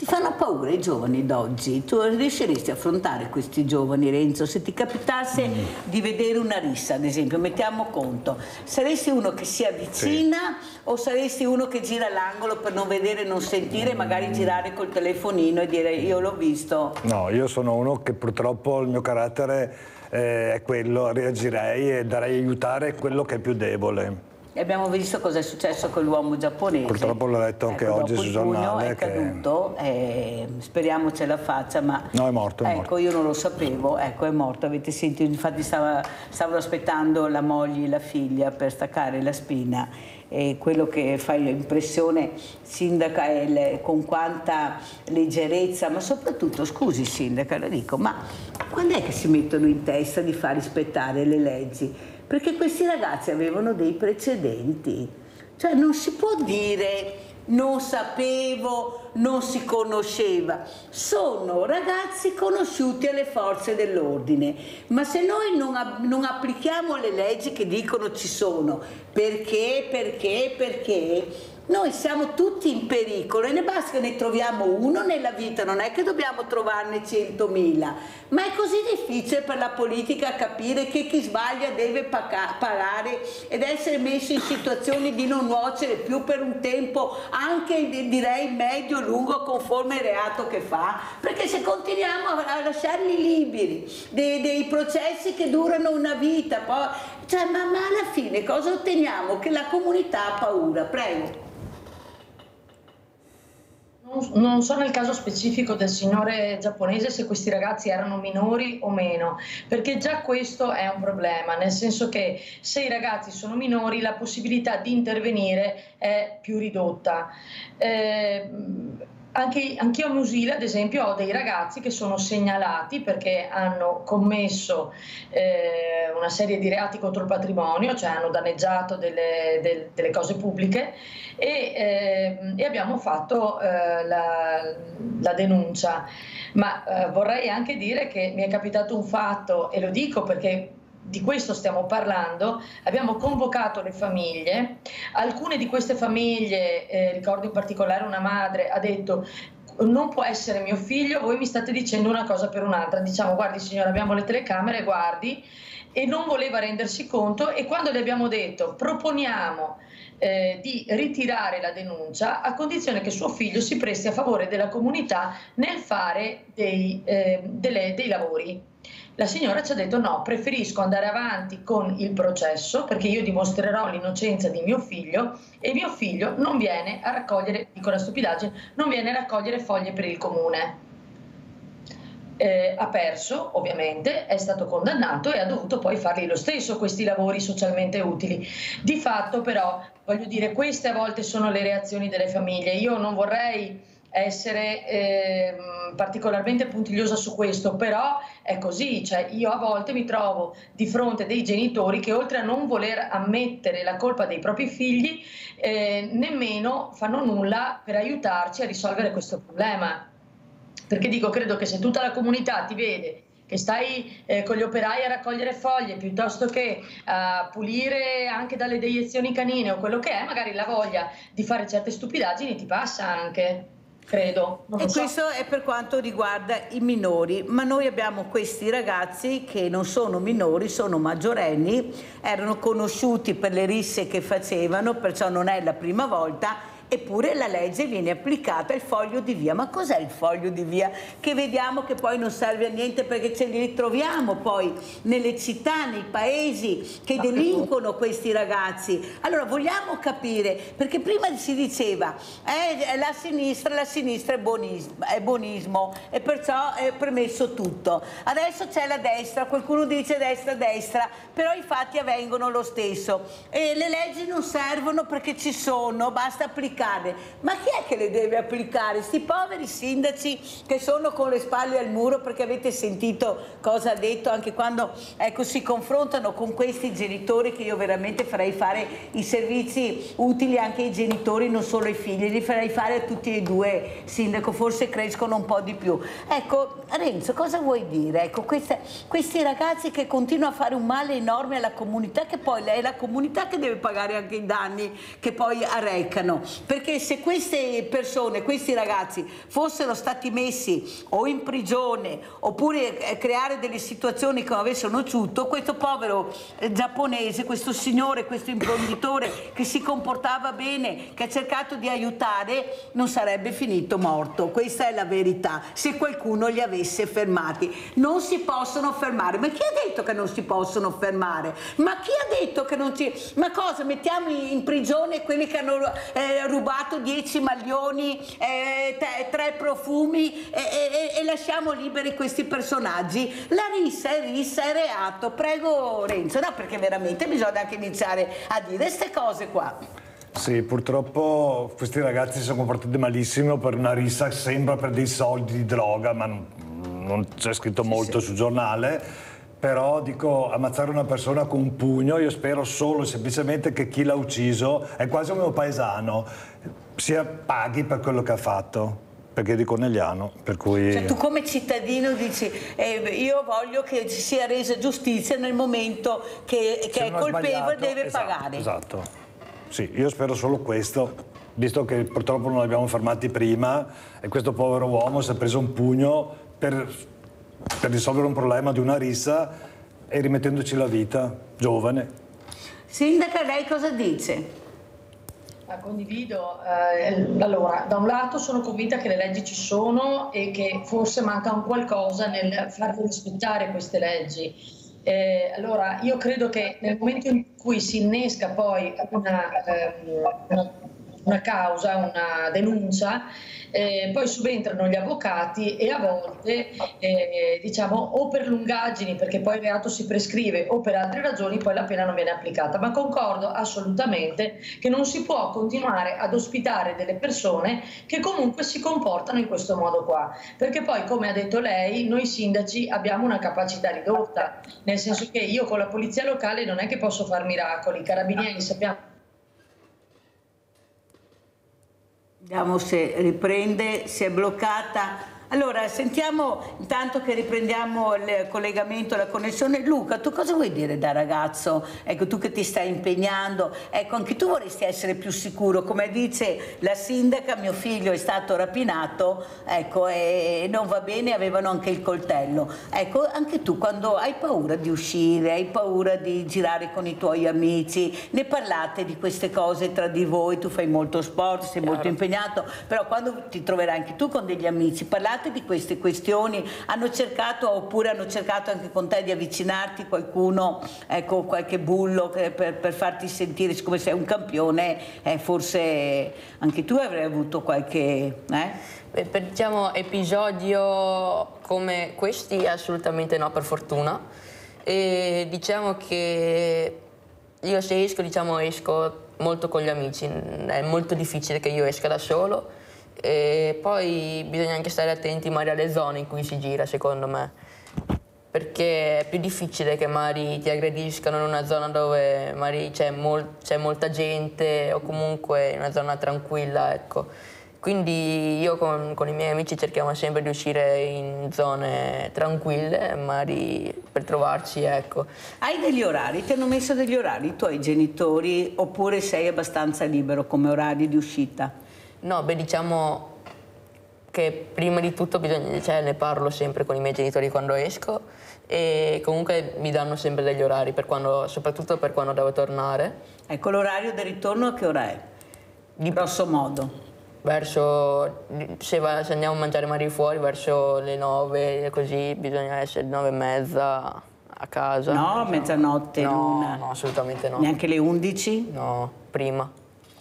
Ecco, allora, quello che volevo capire è che forse questi genitori che contestano la sindaca, anche nonostante le telecamere evidenziano che quello è il figlio, ma me l'ha detto anche un altro sindaco, nonostante che facesse vedere la telecamera, no, non è mio figlio. Come non è tuo figlio? Ma guardalo, siamo in un paese, si vede che è tuo figlio, come fai a dire di no? Perché è come aver paura della realtà. Cosa vuoi dire tu, Renzo? Questo genitore che nega e difende l'indifendibile, perciò dà più forza al ragazzo, perché un ragazzo si sente protetto, dice, beh, tanto ho il genitore che mi protegge, chi se ne frega di quella che è la forza dell'ordine, quello che mi può capitare, prego. Sì, forse questa è la sicurezza che danno i genitori in casa, che forse lasciano fare quello che vogliono i figli e sono pronti a proteggerli. Non sempre dicono che ci sono delle regole, e purtroppo questi giovani le regole proprio non sanno cosa sono. Cioè vanno per strada, fanno quello che vogliono, i bulli rischiano di far danni, così. Per il gusto di farlo, non lo so come mai, ma è così. Quello che una volta non succedeva comunque, quando ero giovane io, sicuramente i ragazzi purtroppo lavoravano, perché chi andava a scuola e studiava, e la sera andava a fare il pizzaiolo o il cameriere per pagarsi l'università o la scuola. Adesso purtroppo i ragazzi pensano che sia tutto dovuto. Questo è quello che penso io, che sia tutto dovuto e che quando vai a scuola i genitori ti devono mantenere. Per cui questa è la realtà.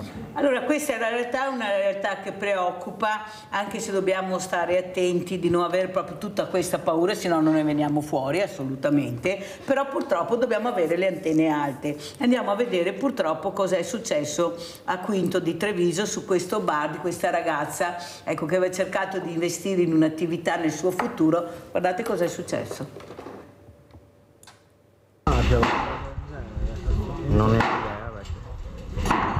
Un boato che squarcia il silenzio, seguito da altre deflagrazioni, poi le fiamme alte che distruggono ogni cosa, i vetri lanciati ovunque, un frammento si conficca nel muro della casa vicina, è la devastazione, il bar Dolce Caffè a Quinto distrutto, la titolare Sara Puppato lo aveva aperto da qualche mese e da quel giorno aveva ricevuto più di una minaccia, come questi cartelli trovati davanti a casa sua a Badoere, la disperazione della mamma Laura Francescato. Dico che non è giusto che tutto ricada sulle spalle di una brava ragazza onesta che vuole tirare su i suoi bimbi. Bisogna fare qualcosa per le persone disoneste, assassine, criminali, qualsiasi razza abbiano, devono restare dentro, rinchiusi, e non devono più venire fuori. Le indagini dei carabinieri che stanno ricostruendo la dinamica di questo attentato incendiario. Secondo le testimonianze almeno 2 persone si sarebbero introdotte all'interno da questa finestra, poi avrebbero posizionato gli inneschi. Le fiamme hanno fatto il resto. Allucinante, Far West, ma... Che cosa ha? Sua figlia ha visto tutto? No, mio figlio ha sentito il botto. Ecco, basta. E ci dicono che erano dei ragazzi che sono scappati in macchina. Sono scappati in macchina, ma non so dirvi altro perché ho visto solo la macchina andare via. Ha visto fuggire quindi una macchina? Sì, una macchina blu che correva via e basta. Il figlio è stato colto da un leggero malore ed è ricorso alle cure del medico. Nessun ferito, ma tanta paura. Paura, tanta paura, anche i miei figli e mia moglie, tutti per paura. Veramente molta paura. Avete visto qualcosa, qualche movimento strano?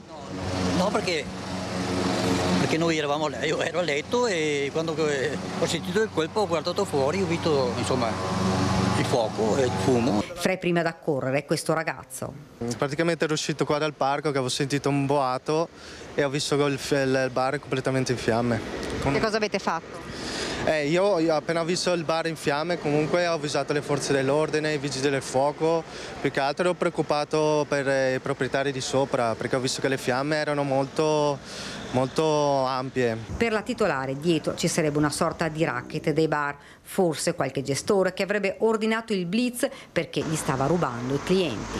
Ma lei non si arrende e dice: riaprirò il bar con un parcheggio ancora più grande. Grande, complimenti a questa ragazza. Veramente, sindaca, come commenta? Ecco, non bisogna aver paura, ma tenere le antenne alte, sì, controllare il territorio anche, più telecamere anche. Io se ne avessi una ogni passo non me ne fregherebbe, anzi sarei contenta, devo dire la verità. Cos'è la privacy nel momento che mi sento sicura? Com'è la situazione? Come commenta questo fatto veramente gravissimo che è successo a Quinto di Treviso? Ma credo che sia addirittura incommentabile, cioè non è possibile che una persona che insomma sta cercando di costruirsi un futuro e ha investito in un'attività si trovi in queste situazioni qua.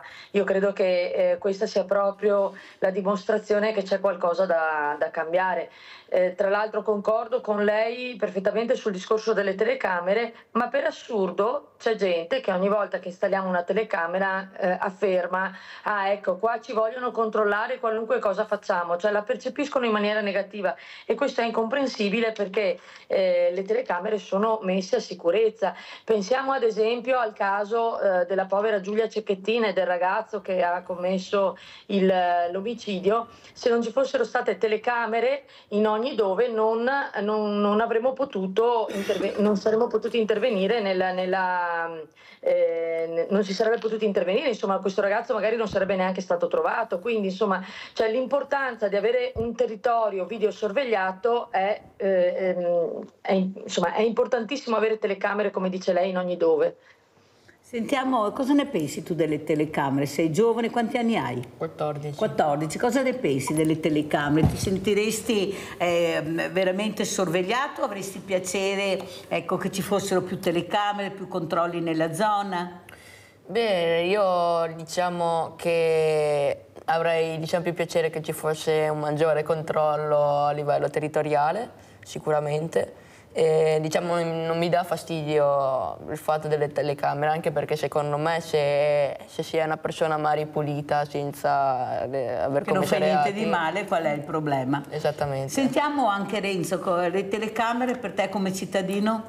Vorrei fare una piccola premessa. Ho avuto un incidente 3 anni fa molto grave e per fortuna c'era una telecamera perché io sono stato investito a remoto e una ragazza mi ha tamponato. E purtroppo, per fortuna, l'assicurazione voleva un concorso di colpa, invece è venuto fuori questo video da questa telecamera di una fabbrica che era davanti a casa mia e la cosa si è risolta che avevo ragione, però se non ci fosse stata la telecamera sicuramente andavo in un concorso di colpa anche se sono stato tamponato perché non avevo testimoni.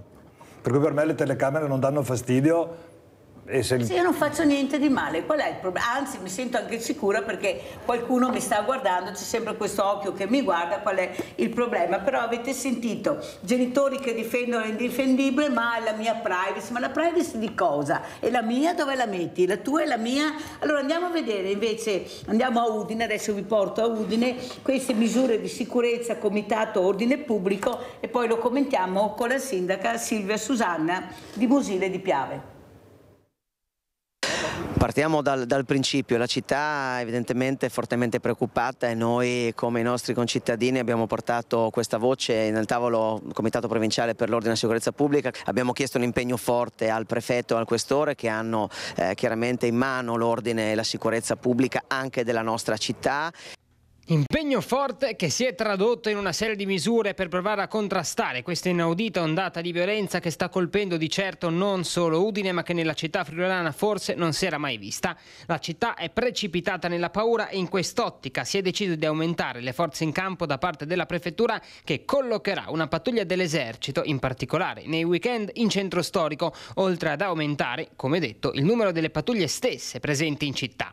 Ma non solo, sì, perché il comune da parte sua ha deciso di emanare un'ordinanza che limita il consumo di bevande alcoliche in città, con particolare attenzione dedicata alla zona limitrofa alla stazione. Ordinanza che durerà 30 giorni e che sarà poi rinnovabile per altri 30 e che prevede il divieto di vendita per asporto di bevande alcoliche e superalcoliche nei locali dalle 21 alle 6 del mattino successivo, divieto che verrà anticipato alle 18 per il cosiddetto quartiere delle Magnolie. Inoltre è stato anche deciso di vietare la somministrazione di bevande alcoliche a partire dall'1 di notte su tutto il territorio comunale. Per quanto riguarda la pattuglia dell'esercito, invece, verrà spostata dalla zona dell'ex caserma Cavarzerani proprio per essere posizionata in centro città. Le ordinanze sono una richiesta di quel tavolo, evidentemente, che puntano a limitare il circolare di alcuni personaggi che evidentemente anche tramite l'alcol hanno assunto atteggiamenti pericolosi. Per quanto riguarda invece la cosiddetta delinquenza di importazione, il vice sindaco Venanzi ha risposto così. Dal Veneto sono arrivati questi personaggi che evidentemente sono arrivati qui per delinquere. Ieri mattina abbiamo chiesto appunto lumi al questore per capire se ci fosse un collegamento tra il nostro territorio, evidentemente il territorio veneto, ma pare che in questo momento le indagini siano ancora in corso. È un fenomeno sociologico, ma anche un fenomeno che obbliga chi ha il compito di presidiare l'ordine e la sicurezza pubblica a capire il perché si verificano questi fenomeni.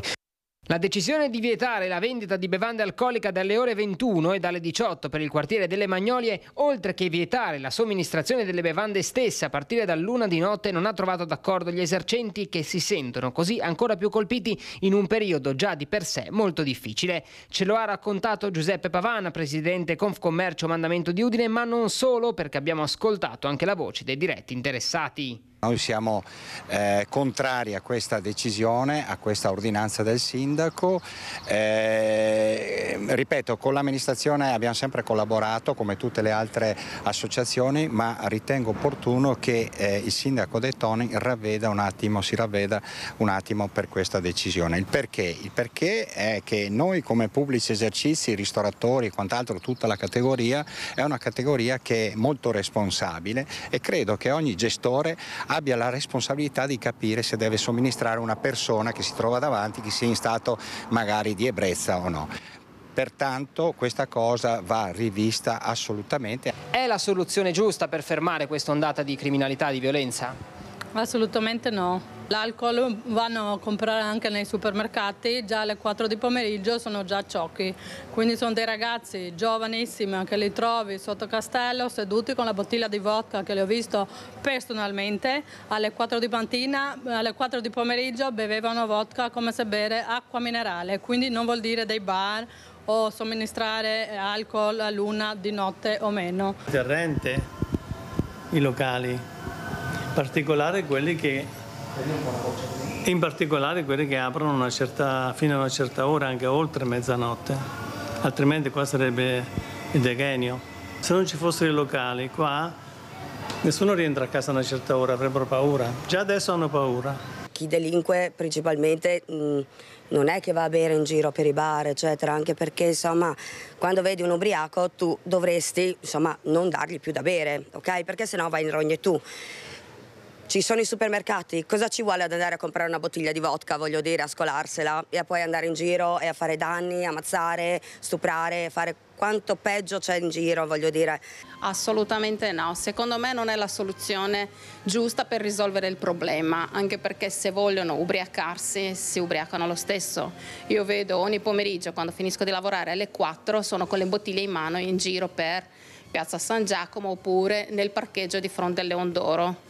non so se avete mai fatto caso, c'è la galleria, sono sempre con le bottiglie in mano, quindi o vanno a rubare o vanno a acquistare dove costa meno, sicuramente non vengono nei locali a bere. Non credo, perché non è solo l'alcol che porta le persone a compiere questi atti, sicuramente poi non dobbiamo rimetterci noi che lavoriamo in una certa maniera. Per quanto riguarda invece lo spostamento dell'esercito della zona dell'ex caserma Cavarzerani al centro storico, questo di per sé non sembra aver creato particolari disagi ai residenti e lavoratori della zona. La situazione è difficile da tempo, ma non sembra essere questa precisa decisione a peggiorare drammaticamente le cose. Ma per noi sinceramente la cosa cambia poco, anche perché ci siamo durante la giornata e sabato pomeriggio e la domenica non ci saremo, quindi per noi cambia poco. Il problema credo sia dei residenti. Abbiamo in linea Giusy. Ciao Giusy.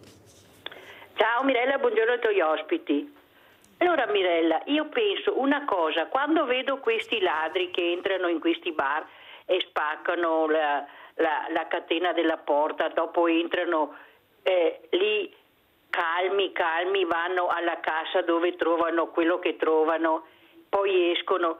Se ci fosse con i carabinieri in diretta, tutto quel tempo là dovrebbero arrivare, invece hanno le telecamere magari che dopo è troppo tardi, ma quando hanno rubato, quando hanno scassato, come da Baggio, che li hanno tenuti per 40 minuti in ostaggio. Vuoi che se lui avesse avuto la linea in diretta col comando dei carabinieri non fossero arrivati e fermarli? Non capisco perché, sempre dopo, ma quando è stato fatto il furto e tutte queste spaccate, non capisco perché. Vi ringrazio. Abbiamo sentito anche le riflessioni di Giusy, prego Sindaca. Allora, la questione è abbastanza difficile, nel senso che da un lato è comprensibile l'atteggiamento degli esercenti e condivido anche quello che hanno detto, perché è dimostrato che innanzitutto c'è un problema di alcolismo giovanile che va affrontato e non sicuramente chiudendo i bar. Va affrontato alla radice, cioè bisogna capire perché questi giovani bevono e perché c'è così tanto e perché c'è questo disagio. Poi il tema è che comunque va preservata la sicurezza dei cittadini, quindi bisogna trovare la soluzione giusta. Condivido comunque con gli esercenti che questa non può essere la soluzione, anche perché è dimostrato che i giovani vanno nei supermercati e acquistano comunque le bevande alcoliche. Sappiamo insomma che acquistare una bevanda alcolica in un supermercato costa molto meno rispetto al consumo in un locale. E quindi questo è quello che preferisco. Mi piace raccontare un altro aneddoto di un esercente che ha regolarmente venduto degli alcolici a delle ragazze maggiorenni, che però lo hanno condiviso poi con delle minori e di conseguenza poi ci sono queste ragazze minori che evidentemente non erano abituate a bere, sono state male. I genitori hanno sporto denuncia contro l'esercente, ma questo è quello che succede. Allora io non me la sento di puntare il dito contro gli esercenti. Secondo me c'è un problema di base che va affrontato e che va preferibilmente risolto. Forse bisogna fare qualcosa nelle scuole, quando i ragazzi sono ricettivi, vuol dire fino alla terza media, perché poi è tardi, e vanno fatti dei ragionamenti di tipo diverso. Cioè, parlando con degli psicologi in un convegno la settimana scorsa, riflettevano sul problema, diciamo, del Covid. Pare che questi 2 anni di Covid abbiano compromesso determinate, diciamo, modalità di controllo dei giovani. Io non lo so se è il Covid, io credo che di fondo manchi l'educazione. Però Sindaco, non è che vogliamo sempre spostare il cerino, non è colpa degli esercenti, non è colpa di nessuno, l'alcol si trova dappertutto, però risulta che noi facciamo quei telegiornali, le riprese, le risse avvengono sempre all'interno, all'esterno dei bar quasi sempre. Allora cominciamo ognuno a fare la propria parte. Certo. Vogliamo capire che ci sono esercenti bravi, esercenti meno bravi, vogliamo capire che ci sono ragazzini che vanno a scuola ubriachi perché prima li ho visti io si fermano al bar e bevono. vogliamo capire che non è tutto la famiglia del mulino bianco e che tutti sono bravi, belli e buoni, che il business delle volte supera quella che è la decenza e il rispetto della persona, perché dobbiamo anche cominciare a fare ognuno la propria parte, perché dire che tutti sono bravi, che tutti fanno il proprio dovere, che non è vero, e si passa la mano al supermercato che chiude alle 8, alle 9 di sera, mi sembra un po' esagerato. Allora io vorrei capire se quell'esercente che lo becco a dare da bere a un ubriaco o a un minore gli ritiro la licenza per 2 anni, non per 3 giorni, 5 giorni, una settimana, per 2 anni, voglio vedere se riesce ancora ad avere questo spirito così permissivo nei confronti e nel rispetto della comunità. Andiamo a Jesolo a vedere dove sono questi ragazzi che fanno le risse, dove si trovano, perché sa, cominciare a spostare sempre il cerino e dare sempre la colpa a qualcun altro e poi ne paga le conseguenze quel povero uomo che è morto perché qualcuno non li ha fermati prima. Sentiamo un cittadino comune, Renzo Rovisotto, come la pensi, Renzo? Io non saprei cosa dirti, purtroppo questi giovani crescono così, crescono forse troppo velocemente, non lo so. Io non frequento tanto i bar dopo una certa ora, ma leggo i giornali, di conseguenza vedo e sento cosa succede nel mondo. Non lo so se è colpa del gestore del bar, se è colpa dei genitori, di chi sia la colpa. Purtroppo succede e non saprei chi dargli la colpa. Ma tu hai detto una cosa importante adesso, non frequento certi bar, certi orari, perché c'è paura allora a frequentare questi posti? No, perché alla mia età ormai frequentare... Beh, insomma, non è il caso, però vabbè... Ma non è che abbiamo paura di intaccare un certo business, perché, sindaco, bisogna anche parlarne, noi adesso si aprono le sagre, le feste, l'alcol a nastro, non parliamo della birra, cioè, io capisco tutto, ma mette invece un po' più di cultura, un po' più di associazionismo, perché costo alcol a tutti i livelli e vai chi più ha più ne metta. Guardi che ne parla una che ha fatto questi percorsi con questi ragazzini che deridevano le forze dell'ordine, anzi facevano la sfida con l'ACI, l'Automobile Club, la motorizzazione a chi beveva di più, anzi soffiavano per far vedere chi beveva di più. Cioè io li conosco questi personaggi e so dove vanno, chi frequentano, per questo dico che forse anche voi dovete avere il bastone e la carota, il bastone con chi si comporta male e la carota con chi si comporta bene, ma mi sembra che questo non avvenga per il dio business, i soldi devono incassare, è sempre un attenuante. Cosa dice, sindaco? Per fortuna che ho la voce squillante che mi è caduto il microfono. Allora, è evidente che il buono, il brutto e il cattivo c'è ovunque, cioè nel senso che ci saranno degli esercenti che fanno bene il loro lavoro, che hanno una coscienza, e ci sono degli esercenti che, come ha detto lei, e io condivido, vanno sicuramente puniti anche con un inasprimento delle pene. Poi torniamo sempre al tema precedente, cioè nel momento in cui un sindaco fa un'ordinanza di chiusura perché un locale ha avuto un comportamento non corretto, bisogna sempre mettere in conto che ci sono tutta una serie di attenuanti, tutta una serie di situazioni e tutta una serie di problemi. In tutti i modi io non farei di tutta l'erba un fascio, cioè il problema non è degli esercenti che vendono alcol, il problema è dei ragazzi che bevono. Quindi io dico, se io sono un genitore e ho un ragazzo di 16, 17, 18, 19, 20 anni, insomma mi accorgerò quando arriva a casa in che condizioni è. Non credo che uno beva e poi torna a casa sobrio. Ripeto, non voglio adesso dire che è tutta spostare il cerino come ha detto lei o dire che è tutta colpa delle famiglie, ma c'è qualcosa che non torna. Dei supermercati ho detto, sindaco, perché sta passando il cerino al supermercato che vende le bottiglie, è vero, però oltre a bere nella bottiglia hanno bevuto prima, perché se io vi faccio vedere con le telecamere il percorso che fanno, una volta lo faccio, così la finiamo e mettiamo zitti tutti, vedere quando escono da scuola come si comportano fino a quando rincasano alla sera, allora ve lo faccio vedere. sapere dove si trovano, cosa bevono, perché si vede, perché è all'aperto. Qual è il problema? Ma qual è il problema? Inizio al mattino a bere spritz, a bere di tutto e di più e poi ritornano a casa, poi oppure vanno a lavorare alle 6 della mattina. Io me li ritrovo, ecco, che fanno anche colazione e ecco, non riescono neanche a bere perché sono strafatti, poi salgono nelle macchine e succede quello che succede. Droga non ne parliamo perché la trovi con pochi soldi dappertutto e vai che vai bene. Abbiamo Maurizio da Conserve, vai Maurizio. Ciao Mirella, saluto i tuoi ospiti e anche un buongiorno al sindaco presente. Allora io mi riallaccio, Mirella, a quello che hai detto tu prima per quanto riguarda che sti ragazzi, oltre a fumare, e non capisco, apro una parentesi, dove vanno a comprare le sigarette.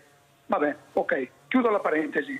Mi riallaccio a quello che hai detto tu prima, Mirella, anche i supermercati dovrebbero controllare queste cose, mettere le telecamere, io penso che ce le abbiano, e controllare sti ragazzi minorenni che, come non gli vengono date le sigarette, e qua mi metto a ridere, ok, non gli diano neanche le bottiglie da comprare dell'alcol, cioè voglio dire, no? Ecco.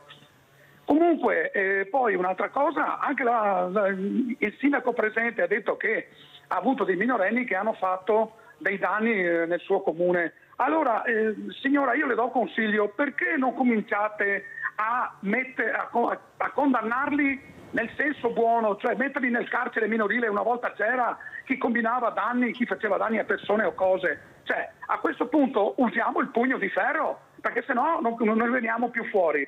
Ecco, io vi saluto con questo. Mirella, buona giornata e a tutti quanti i tuoi ospiti. Grazie, salutiamo Maurizio da Conserve. Allora andiamo a vedere, torniamo ai buoni esempi, andiamo a vedere queste immagini delle gare di Duca ad Adalte che commenterà, e anche queste immagini della premiazione e le foto varie. Allora vediamo queste immagini e Luca le commenta. Ecco qua dove siamo? Siamo all'Europeo, il giro... no, qua siamo a Jesolo invece. Jesolo alla pista azzurra. Qui invece siamo a Codogno, in Lombardia, in prova libera. Tu quale sei? Io lì sono il terzo del gruppetto. Guardate come fila. Ma quanta adrenalina c'è quando correte? Cioè in quel momento che sei là, cosa si prova? Perché racconta, perché siamo anche curiosi noi. È molta, perché... Faccio una piccola parentesi, anche quando ho avuto l'incidente che mi sono rotto l'omero sinistro, io mi sono rialzato pensando di non aver niente, non sentivo assolutamente dolore e appena ho scaricato l'adrenalina, diciamo, ho sentito subito il dolore, quindi diciamo è tanta. E quando corri, diciamo, senti... Cosa si prova? Cosa si prova? Senti poco, diciamo, sei concentrato. Sei molto concentrato sul tuo, diciamo, obiettivo e comunque l'adrenalina è tanta e per esempio non so come dire, cioè si sente poco, diciamo, le emozioni, perché comunque c'è tutta l'adrenalina che ti copre, diciamo. Senti Luca, secondo te iniziare a fare sport, perché io ho avuto il presidente del CONI Dino Ponchio che è un po' arrabbiato perché dice lo sport si inizia a fare dalla quinta elementare, si dovrebbe iniziare anche prima, forse iniziare proprio da piccoli, iniziare a fare sport, a non bere, perché se fai sport non devi bere, prima roba, ecco, essere impegnati a livello anche psicologico su certe discipline dove ti mettono delle regole, sarebbe utile per te? Assolutamente sì. Io, per dirle una, praticamente molti ragazzini, tipo nel mio sport, si inizia a 5-6 anni a mettersi sulle moto e diciamo ti dà un obiettivo e quindi è anche un aiuto per non, diciamo, trasgredire, cioè per trasgredire alcune robe come appunto l'alcol, il fumo e queste cose qua, perché comunque tu hai un obiettivo e vuoi raggiungere solo quello. Quindi... Ascolta Luca, un'altra cosa che volevo chiedere, tu hai detto esco con i miei amici, quasi sempre se esco, i tuoi amici come sono? Si comportano bene tutti come te o ce n'è qualcuno che è un po' più vivace? No, beh, diciamo, siamo dei bravi ragazzi, cioè usciamo, cioè... No, quelli che dice la Mirella, bravi ragazzi, questi bravi ragazzi. Sì, diciamo, questa gente per bene e li voglio a tutti quanti bene, diciamo. Salutiamo, ciao ragazzi, vi voglio bene. I nomi te li ricordi? Giulia, Elena, ragazze. Matteo. Avete sentito? Ascolta, un'altra cosa che volevo chiederti, ormai siamo in chiusura, che messaggio vuoi dare questa mattina? Perché tu sei un campione, sei un messaggio positivo, sei un messaggio di riferimento anche per i nonni, per i genitori che ti stanno ascoltando, i spettatori e spettatrici. Ecco, che messaggio vuoi dare questa mattina, Luca?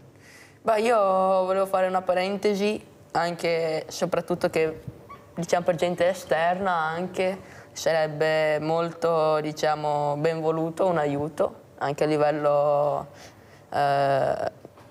finanziario, perché comunque è uno sport, il mio sport è uno sport molto costoso che richiede molti sacrifici, e quindi io chiedo anche agli spettatori a casa, comunque, se qualcuno avesse intenzione, diciamo, di aiutarmi ad andare avanti, di contattarmi, e comunque mi farebbe molto piacere. E poi volevo fare un'altra parentesi, che comunque secondo me iniziare a fare è molto importante lo sport, perché, diciamo, ti focalizza su un obiettivo e ti evita molti ostacoli, diciamo, che possono impedirtelo, ecco. Io mi domando se non è giusto che forse oltre al calcio qualche sponsor si accorga anche di queste realtà, le supporta, perché poi se il nostro Luca D'Adalt vince, ecco, tiene alto anche l'onore di tutti noi. Perciò è un investimento che facciamo anche sul mondo dello sport, ma che riguarda il nostro paese, e noi abbiamo molti imprenditori, ecco, molti imprenditori che forse farebbero bene ad accorgersi che ci sono anche altre realtà sportive che andrebbero più supportate. Cosa vuoi dire, Renzo? Sì, è uno sport purtroppo molto che costa, perché gli spostamenti costano soldi, i meccanici bisogna pagarli, non è uno sport semplice. Se qualcuno vuole aiutare Luca è contento. Ma io penserei anche che il mondo del CONI dovrebbe metterci una mano, oltre a fare la pista da bob e qualcos'altro, potrebbe anche, questo lo dico io naturalmente, investire su questi ragazzi che sono dei bravi ragazzi veramente, e che cercano proprio con queste discipline di dare degli esempi positivi. Forse se qualcuno si accorge, ecco, che non ci sono solo i campioni nel calcio, ma ci sono anche altre realtà. Avete visto Sinner, ecco, questo come ha cambiato il mondo del tennis, prima sembrava che non esistesse più, perciò se gli esempi positivi ci sono andrebbero anche supportati da chi di dovere. Sindaca, come ci saluta? Ma io vi ringrazio per questo invito, ritengo come sempre questo momento è edificante anche per me, perché c'è modo di confrontarci. Faccio un grande in bocca al lupo a Luca per la sua carriera sportiva, mi complimento con lui. Grazie. E anche con i genitori che evidentemente fanno questi sacrifici, e penso che lo avranno accompagnato ovunque per fare le sue gare, quindi è una bella fortuna avere anche questo, avere una bella famiglia di supporto. E condivido il pensiero, insomma, sullo sport bisogna investire, perché credo che ad oggi sia l'unico modo che abbiamo per cercare di tenere occupati questi ragazzi, per dare un obiettivo e anche, perché no, per dare un futuro, quindi direi che è la cosa migliore. Grazie infinite. No, aspetti Sindaco, perché volevo lasciarla con questo video, che così spieghiamo che cosa sta facendo, perché torna in attività la conca di Musile di Piave, poi la vediamo, poi commentiamo e la salutiamo. Andiamo a vedere. A un anno dall'avvio dei lavori e ad oltre 150 dalla sua apertura alla navigazione fluviale, la conca di Intestadura a Musile di Piave torna in attività dopo un intervento di ammodernamento e recupero funzionale. Un intervento che porta con sé un investimento di 2.400.000 euro, un intervento molto richiesto dal territorio. La conca di Intestadura ha di fatto una doppia finalità, sia una finalità di difesa idraulica della Piave Vecchia rispetto alla Piave, perché è la conca che le mette in comunicazione, ma anche un'importanza turistica per tutta la promozione turistica, le potenzialità di questo territorio sul trasporto fluviale. Le idrovie interessate dai manufatti che abbiamo inaugurato oggi sono afferenti alla litoranea veneta, che è un corso d'acqua che collega la laguna di Venezia alla laguna di Grado, con un'estensione di 127 km parallela alla costa, e questa, anche da recenti studi sviluppati attraverso l'Università Ca' Foscari, ha rilevato che investimenti su questa idrovia comporta anche la produzione di moltiplicatori economici sia per la produzione, sia per il PIL, sia anche per il valore aggiunto sul territorio. Lunga circa 68 metri e con un'entrata in bacino larga 7, la conca è stata costruita nel 1873. Durante la Prima Guerra Mondiale aveva subito diversi danni ed era stata sottoposta a numerosi interventi manutentivi. L'immobile è vincolato dalla soprintendenza avendo più di 150 anni, e per questo le azioni messe in campo sia per la riqualificazione delle parti murarie, ma anche per quanto riguarda il revamping degli impianti che consentono la movimentazione delle porte, è stato assolutamente importante. Complimenti Sindaco, queste sono le cose importanti che vogliamo, queste sono le opere che vogliamo, diciamo veramente chapeau, specialmente quello che stiamo vivendo in questi giorni. Avete sentito anche stanotte e stamattina, cioè viene giù veramente, ci sono dei nubifragi che spaventano tutti, perciò dobbiamo essere preparati e fare prevenzione. Prego, come chiudiamo Sindaca? Sì, questo è un intervento importantissimo. La Regione Veneto e la Vicepresidente in particolar modo si è prodigata e ci ha creduto tantissimo. Io condivido e anche noi abbiamo fatto degli investimenti proprio nel parcheggio che è vicino a questa conca, e anche immediatamente prima, perché lo stesso giorno abbiamo inaugurato anche un pontile per l'ormeggio delle barche. Direi che sono interventi che consentono questo tipo di turismo, che è l'unico tipo di turismo che può dare un respiro anche a comuni come il mio, che sicuramente non possono vivere di mare o di montagna. Quindi sono dei comuni nell'entroterra che attraverso questa modalità possono favorire un turismo lento, importante, sostenibile ed ecologico. Grazie a Silvia Susana, Sindaco di Musile di Piave, grazie a Renzo Lovisotto, accompagnatore di Luca D'Adalt, campione di mini bike, ma non solo, perché ormai è su un'onda 250, perciò non si parla più di mini bike. Speriamo che Sveglia Veneti porti fortuna a Luca, che se lo merita tanto, e riesce magari qualcuno a trovare anche qualche sponsor per questo ragazzo che si sta impegnando tantissimo per il bene anche di tutta la comunità e di tanti ragazzi. Bene, pubblicità.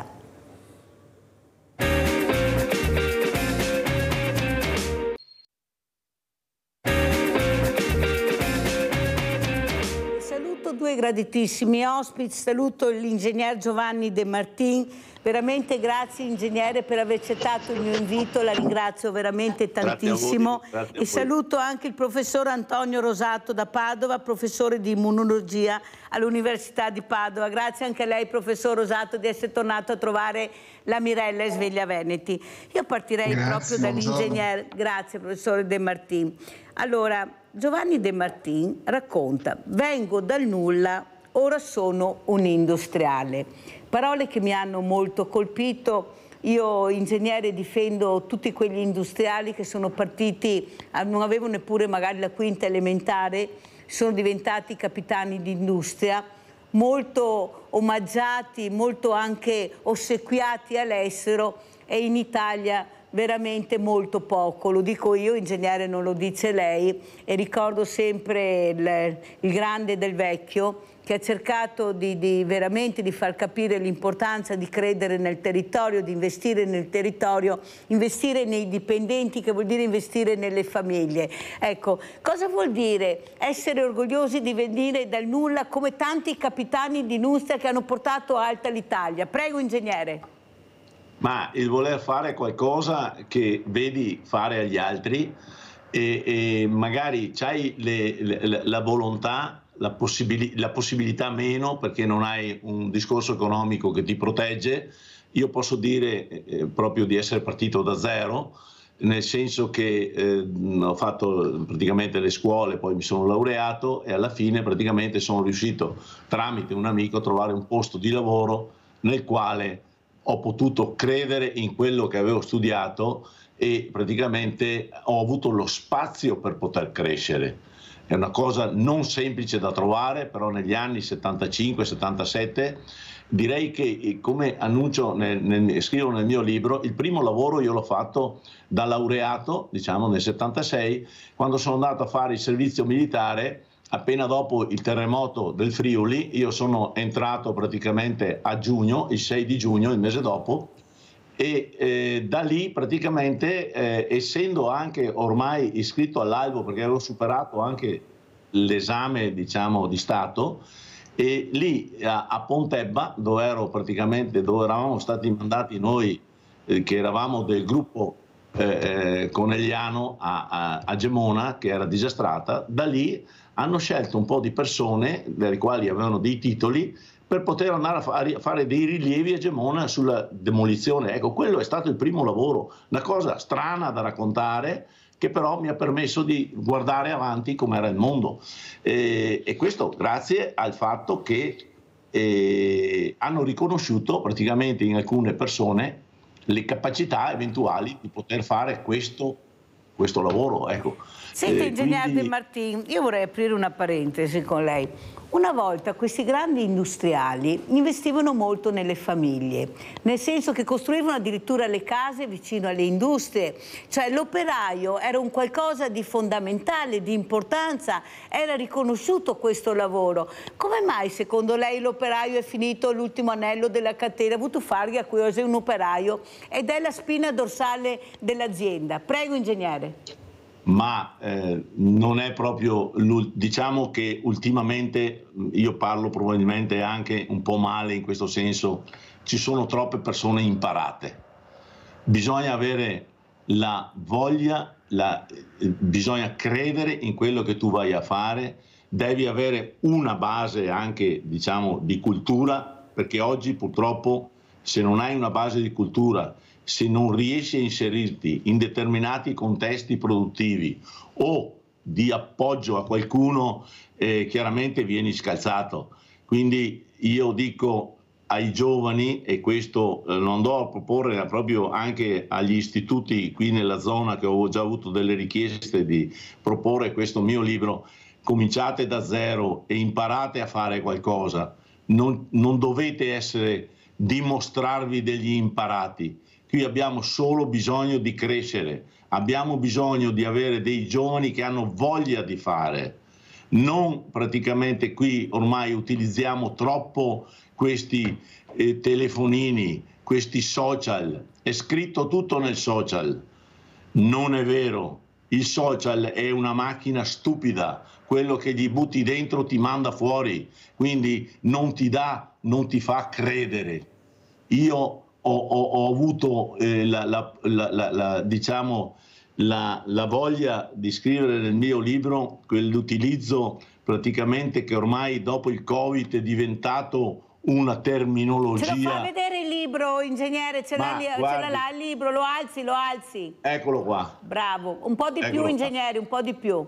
Eccolo qua. Eccolo qua, il libro dell'ingegnere Giovanni De Martin. Allora, professor Rosato, abbiamo sentito l'ingegnere Giovanni De Martin, sono partito dal nulla ma con le idee chiare, perché lui credeva in se stesso e questa è la verità.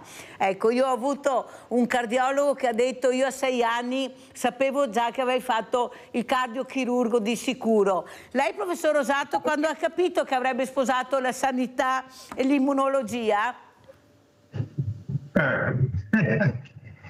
Credo abbastanza presto anch'io, perché un po' questa idea penso risalga ancora all'epoca delle medie, fondamentalmente del liceo senz'altro, e poi l'immunologia è stato un po' l'incontro con quello che fu il mio maestro al secondo anno di università e da lì poi insomma ho percorso questa via di approfondimento, di studio e di attività. Quindi, sì, a volte può succedere, diciamo, di trovare la strada di Damasco molto precocemente, altre volte un po' più tardivamente. Insomma, nel mio caso un po' è successo abbastanza presto, insomma, come il cardiologo che citava.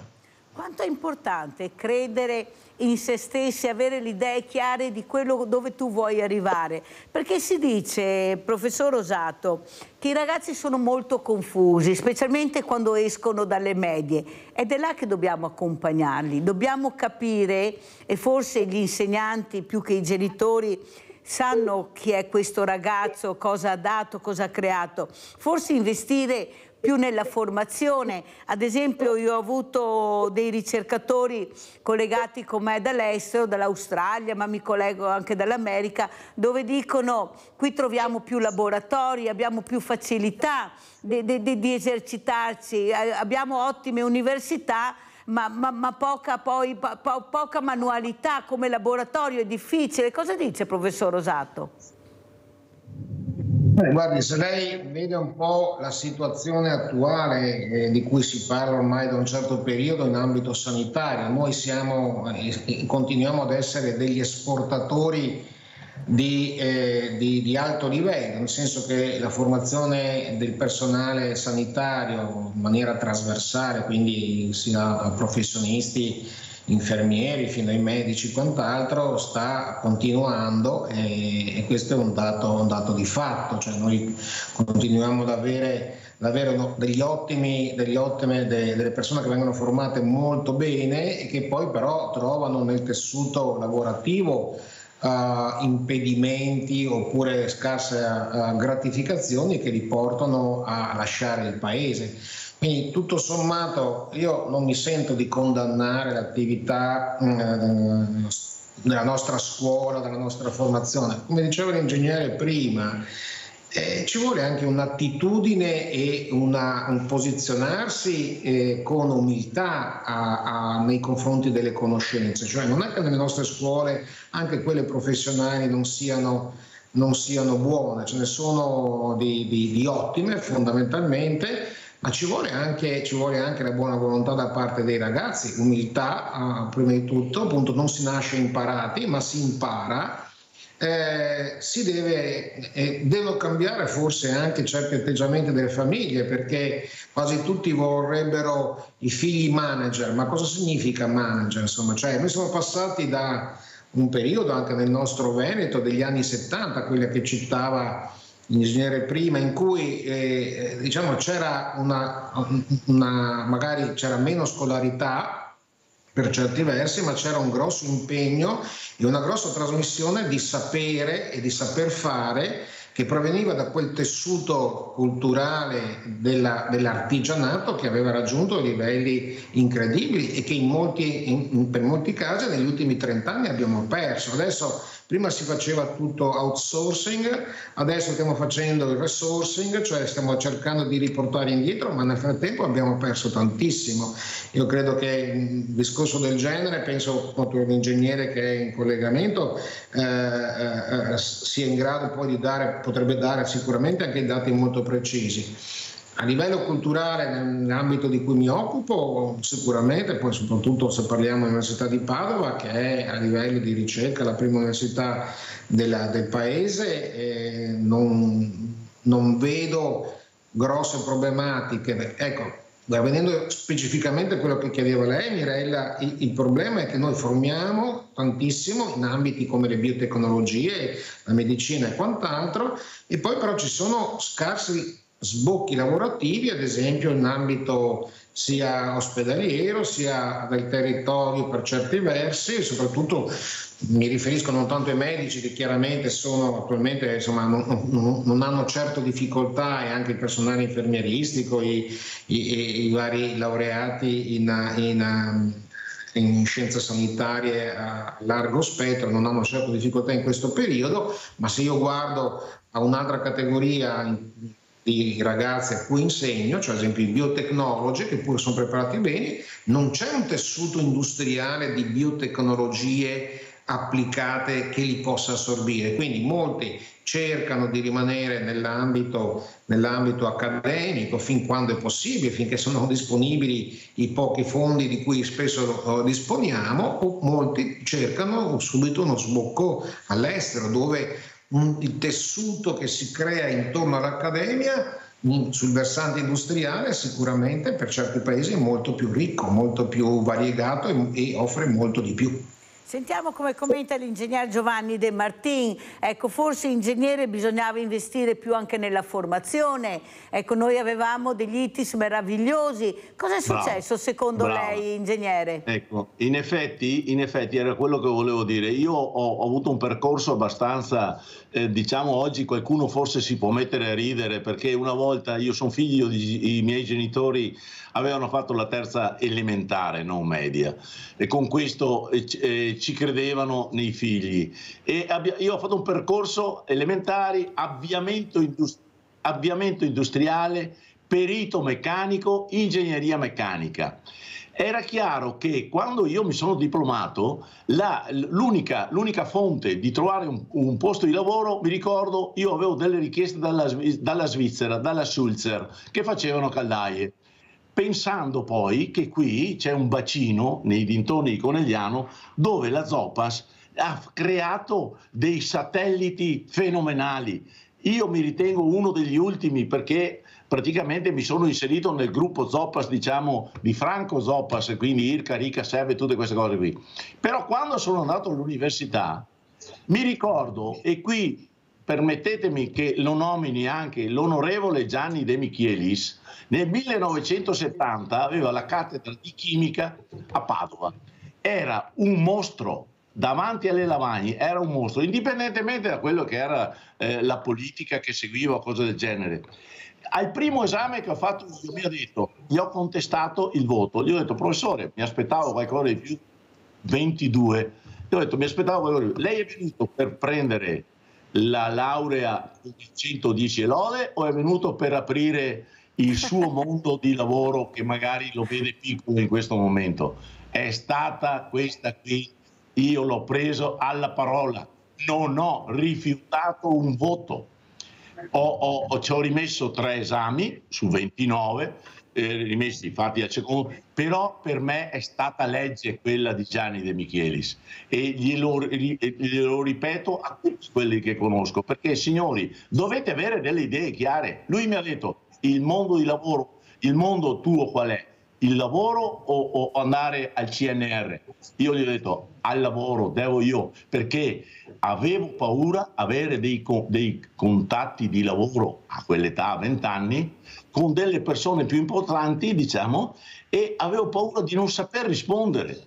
Perché la mia cultura era lì, parliamo 1970, quindi un grande ITIS, ho imparato molte belle cose, poi ho fatto l'università e poi mi sono lanciato nel campo del lavoro. Senta ingegnere, un'altra cosa, devo correre purtroppo perché il tempo è tiranno, quello che volevo chiederle però c'è una grande denatalità e c'è una popolazione che sta invecchiando. Abbiamo bisogno di manodopera. Noi abbiamo visto questo caporalato, questi stipendi molto bassi. Ecco, qualcuno dice dobbiamo cercare di cambiare anche questo meccanismo. Io ho un banco solidale oggi aperto, ingegnere, perciò le parla una che vede con mano e tocca con mano le famiglie che nonostante 2 stipendi sono bassi non ce la fanno più. Ecco, cosa vuole dire? Cosa c'è da cambiare e aprirsi più anche a quello che è il diverso, perché da quello ne veniamo fuori, ingegnere, e non è vero che il diverso non sa proprio fare nulla, per carità non adopererà gli stessi strumenti che adoperiamo noi, però io quando sento che mi dicono fammi lavorare, cosa sai fare, falegname, agricoltore, fabbro, però non hanno i documenti a posto, si ferma tutto. Ecco, cosa c'è da cambiare secondo lei, ingegnere, che lei ha delle idee chiare nella politica? Perché così non è che possiamo andare avanti chissà in eterno. Innanzitutto c'è troppa burocrazia. Io mi ritengo uno dei primi, qui a San Damiano, dove ho l'azienda, che nel 1988 ho assunto i primi di colore, non diciamo extracomunitari, i primi stranieri. Sa cosa ho avuto di risposta anche da una persona che è dentro praticamente nell'ambito industriale di Treviso? Mi ha detto alla OMS possono andare solo i neri a lavorare, e io gli ho risposto dopo 3 anni, quando ho visto aveva delle persone anche lui di colore, gli ho detto ma è cambiata e ormai non si trova più nessuno. Ebbene questa persona è un responsabile di reparto dall'88 oggi. Noi purtroppo non siamo contrari alle persone di colore, di colore, agli stranieri io li chiamo, non è questione di colore. Noi su 80 dipendenti abbiamo 60 dipendenti stranieri. Qui dobbiamo anche dire grazie a loro che la mia azienda e tante aziende nel secondario ci sono, perché la manodopera italiana non c'è più, non c'è più nessuno che vuole spostarsi. Cosa ha provato quando ha visto quell'imprenditore che ha caricato questa povera persona, l'ha scaricata davanti a casa? Ecco, mi dica, lei da imprenditore, da buon padre di famiglia, da buon padre di imprenditori e di lavoratori, cosa ha provato in quel momento? No, questo qui, mi scusi il termine, questo è delinquenza. Questo qui deve essere bastonato, perché non si può mancare di rispetto anche il fatto che magari non fosse in regola, comunque la persona deve essere, ha la sua vita e deve essere rispettata. La vita è una solo, quindi massimo della pena per queste persone. Non massimo della pena, però era 5 anni che questo titolare era indagato. Capisce, ingegnere, che viviamo su un paese che ognuno si fa le regole che vuole, tanto qual è il problema? Chi paga? Paga il povero operaio, questo lavoratore poveretto che non c'entrava nulla, che faceva il suo lavoro, pagati pochissimo. Avete sentito gli stipendi che hanno? Legalmente dicono pagati. Allora io vorrei chiedere al professor Rosato, anche il mondo della sanità non sta vivendo e sta passando un momento molto critico, perché mancano medici, mancano infermieri, manca un po' tutto. Chi se ne frega di avere queste cattedrali meravigliose se poi non abbiamo il personale? Sì, intelligenza artificiale, ma poi c'è sempre l'uomo, come ho avuto ospite il professor Gerosa. Ha detto, ha ragione Mirella, c'è sempre l'uomo dopo che gestisce l'intelligenza artificiale, che diventa anche pericolosa, come dice Papa Francesco, se non c'è un controllo. Prego, professor Rosato.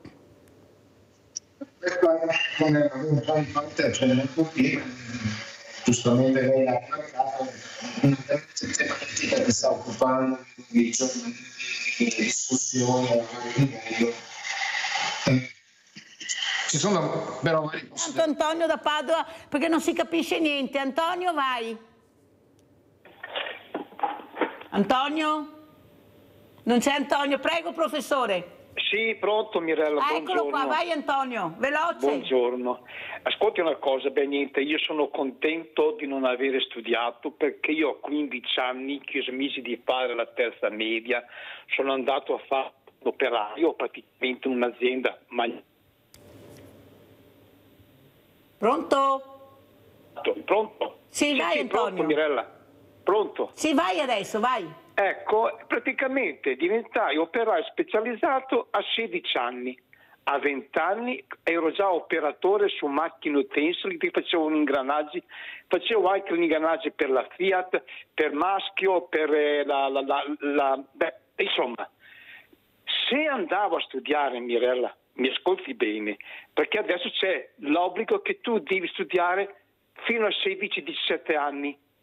Io cosa dovevo fare? Andavo a fare magari le 3 superiori, poi andavo al lavoro e magari dopo perdevo 3 anni di lavoro perché dovevo fare le superiori. Ecco perché non ci sono ragazzi che lavorano, perché devono studiare.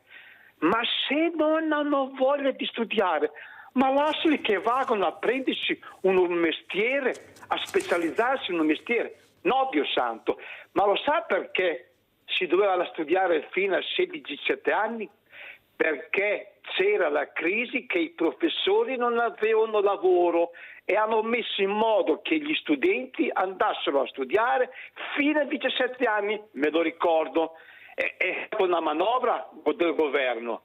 E ripeto, sono contento di aver fatto solo le 3 Abbiamo medie. sentito Antonio, devo correre, mi dispiace questa mattina, ma sei stato molto chiaro. A lei, professor Rosato. Se io torno a quello che stavo dicendo, allora le considerazioni sarebbero molteplici ovviamente. Allora, da una parte abbiamo adesso questa carenza, è dettata da elementi contingenti che spesso anche i nostri ragazzi appena escono guardano effettivamente il mondo del lavoro. Ci sono ambiti che sono ancora lunghi, altri ambiti che sono maggiormente remunerativi nel breve termine, evidentemente sono considerazioni anche di questa natura. Quello su cui però vorrei un attimino che si facesse chiarezza è su questa volontà che si continua a voler perseguire di allargare, di togliere il numero chiuso, che in realtà non è mai stato un numero chiuso, ma è sempre stato un numero teoricamente programmato. Perché quello che bisogna dire in maniera molto chiara è che i numeri in questo paese c'erano, quindi la programmazione sulla denatalità, la programmazione sulle esigenze di personale sanitario, eccetera, erano, insomma, si conoscevano ben decenni fa. Ora, se guardiamo a questi aspetti, adesso appunto, si sta parlando di riforma, di aprire, di fare il semestre di fila o quant'altro. Per me questa non è una soluzione in ogni caso, perché adesso abbiamo una carenza obiettivamente, che però non è una carenza trasversale a tutte le specializzazioni, ma coinvolge certi ambiti sicuramente. E prospetticamente, se andiamo, il dato ad esempio dell'Università di Padova è molto chiaro: quando fu introdotto il numero chiuso o programmato, chiamatelo come volete, nel lontano 91-92 se non ricordo male, avevamo 320 studenti ammessi, siamo oltre il doppio attualmente, d'accordo? Quindi 600 studenti che ogni anno. Il paese sforna circa 14.000 medici all'anno, che adesso sono tra quelli che vanno fuori e le esigenze che ci sono possono essere insufficienti, ma teniamo conto anche che stiamo affrontando un periodo in cui stanno andando in pensione quei medici che hanno raggiunto l'età pensionabile, che furono assunti abbastanza in massa, diciamo in grandi numeri, con l'istituzione del Servizio Sanitario Nazionale. Le previsioni per la fine di questo decennio, i primi anni del 2030, è che già i numeri di nuovi laureati che andiamo attualmente a sfornare colmeranno non solo le esigenze, ma creeranno una bolla di medici fra una decina d'anni, tenendo conto che allargare il numero adesso significa avere fra 10 anni, perché sono 6 anni tenendo conto di una cursus perfetto degli studi, sono 6 anni il corso di laurea e 4 anni la specialità, perché per entrare nel Servizio Sanitario Nazionale la scuola di specializzazione è assolutamente obbligatoria. Quindi i numeri per fare programmazione ci sono, le conoscenze ci sono, mettiamole in opera e non seguiamo semplicemente la tendenza, il trend del momento, insomma, che in questo momento. D'altra parte, l'altro aspetto è che molti, sempre più, chiedete agli ordini dei medici, molti colleghi giovani vanno all'estero perché sono pagati meglio, sono retribuiti in maniera migliore, hanno più benefit e quindi qui il lavoro in ospedale è sempre più complesso, anche perché dal 2004 vige qualcosa che si chiama tetto di spesa del personale e a fronte di un incremento delle attività il personale non può crescere rispetto a quello che si spendeva nel 2004. Stiamo parlando di 18 anni circa in cui il tetto di spesa del personale è bloccato. Se questi problemi non vengono affrontati in maniera seria, le cose non potranno certamente cambiare.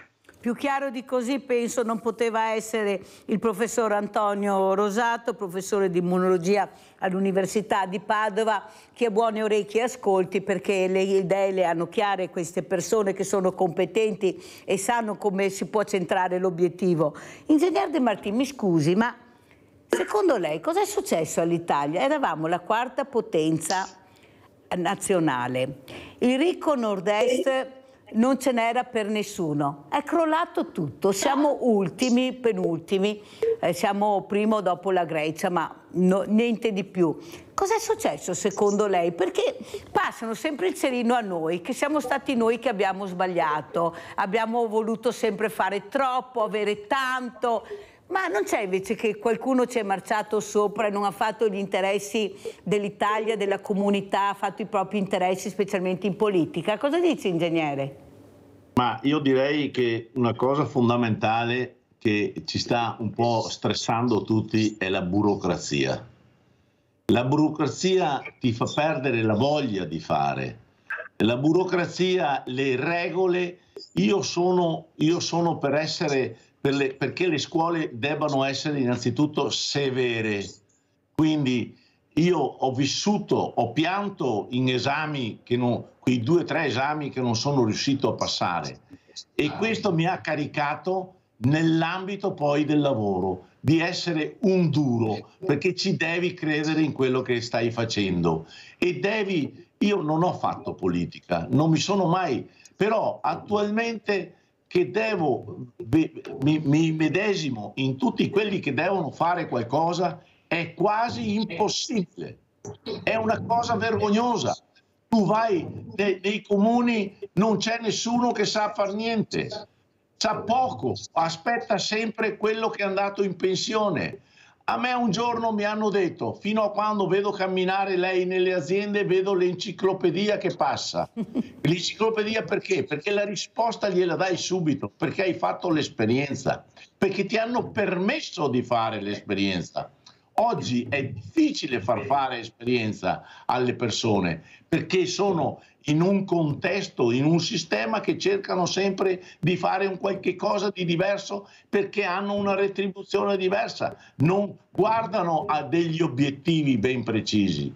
Sono pochi imprenditori, la gente è poco imprenditrice e quelli che sono, ricordiamoci sempre, sono sempre da soli a prendere delle decisioni. Ma mi scusi ingegnere, non siamo mica stati noi a mettere la burocrazia, qualcuno l'ha messa. Mi sembra che avessimo anche un ministro delle semplificazioni, ma mi sembra che è stato un flop numero 1, visto come ci ritroviamo in questo. Lei sorride, ma a me viene da piangere, ingegnere, no, esatto. Perché sembra che siamo noi che ci siamo inventati la burocrazia per impedirci di lavorare, di fare veramente le cose in maniera molto più semplice. Invece qualcuno con la burocrazia ci sta sguazzando, ingegnere, bisogna avere anche il coraggio di dirlo questo. Sì, qui purtroppo c'è questo particolare non da poco e diciamo che c'è, per me che non mi ritengo un politico, questa corsa sempre alle sedie ci porta a queste soluzioni qui. Bisogna essere molto più rigidi anche nell'ambito politico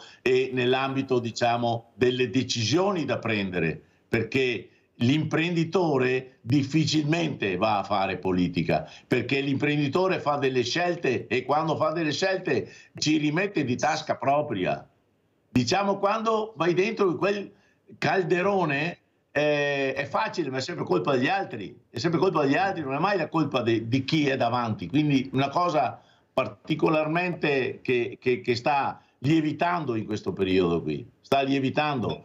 Io non vorrei fare delle polemiche, però guarda che basta che guardiamo la nazionale di calcio, è colpa di nessuno, sperano sempre che arrivi qualcuno a risolvere il problema e sono tutti lì che aspettano l'altro, quindi non è più il gruppo che lavora, non è più la compagine.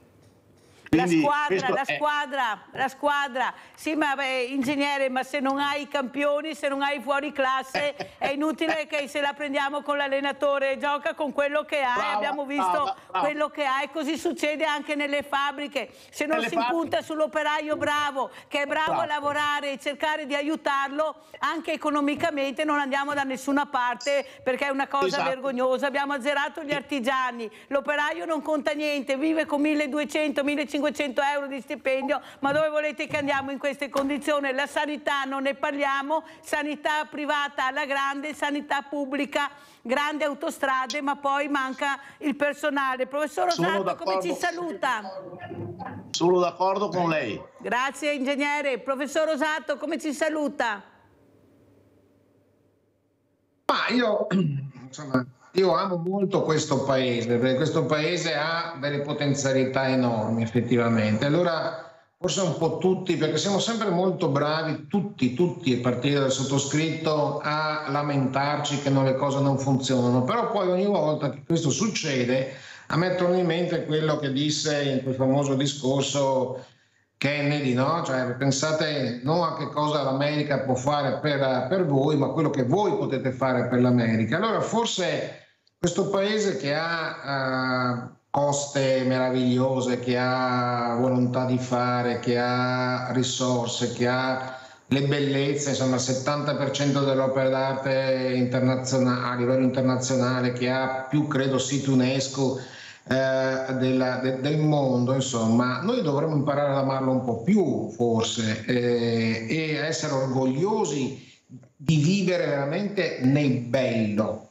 e averne un po' più cura, cioè tutto deve partire dalla buona volontà individuale, poi questo allora può creare anche le condizioni per andare magari a contrapporsi ad una, non so, crescente burocrazia o burocratizzazione delle attività, eccetera. Insomma. Però insomma io vorrei che noi tutti imparassimo a essere un pochino più nazionalisti, in un senso positivo del termine, nel senso che non ultranazionalisti. Professore, devo chiudere perché ormai il tempo è scaduto. Io ringrazio veramente il professor Antonio Rosato, professore di immunologia all'Università di Padova, per averci aperto un'altra pagina della sanità. Ecco, una sanità, noi ci crediamo, professore, che forse qualche politico, se ci credesse di più, non sarebbe male, investisse di più. Grazie anche all'ingegner Giovanni De Martin, fondatore di OMS, questa grande industria. Grazie ingegnere di essere stato con noi, lo inviterò ancora come professor Rosato, perché queste sono le persone che abbiamo bisogno di sentir parlare. Adesso andiamo a pranzo con la ricetta di Mirella. Peperoni gratinati. Il peperone è una pianta a portamento cespuglioso originaria dell'America meridionale, introdotta in Europa nel 1500. Il peperone appartiene al genere Capsicum, che racchiude anche alcune specie di peperoncino. La coltivazione del peperone è molto diffusa in America centro-meridionale, Africa, Asia ed Europa, mentre in Italia sta progressivamente diminuendo. Ingredienti per 4 persone. 4 peperoni, uno spicchio di aglio, 2 filetti di acciuga, 30 grammi di olive di Gaeta disossate e tritate, un cucchiaino di capperi sottosale interi, un cucchiaino di capperi dissalati e tritati, un cucchiaino di pinoli tritati, un cucchiaino di uvetta sultanina tritata, 2 cucchiai di olio extravergine d'oliva,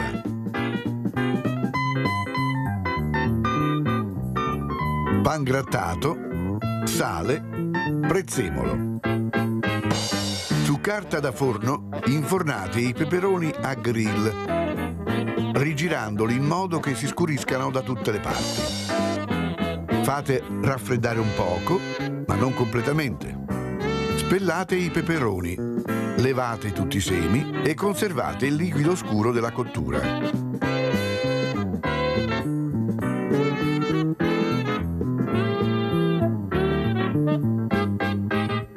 Fate un trito di olive, capperi, uva sultanina, pinoli e acciughe.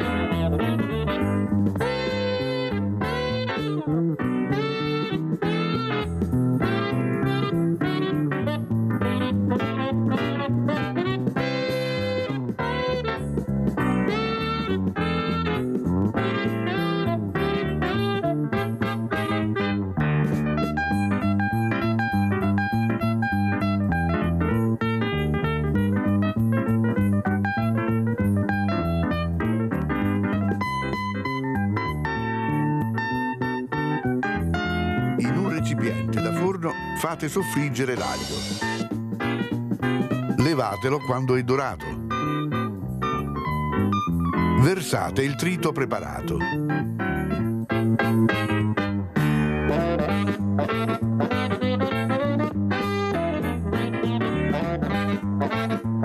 Aggiungete i peperoni con il loro sugo scuro.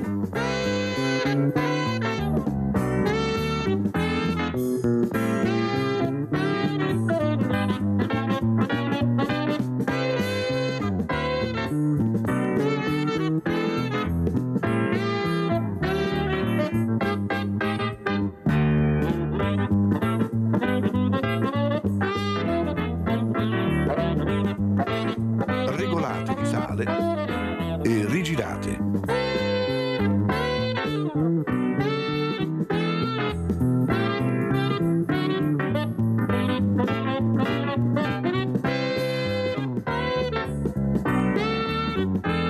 Cospargete la superficie di pan grattato.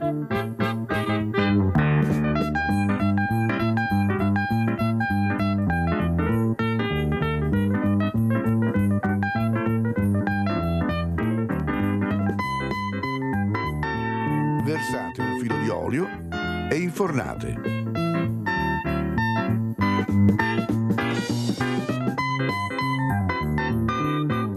Decorate con un ciuffo di prezzemolo intero e servite. E buon appetito!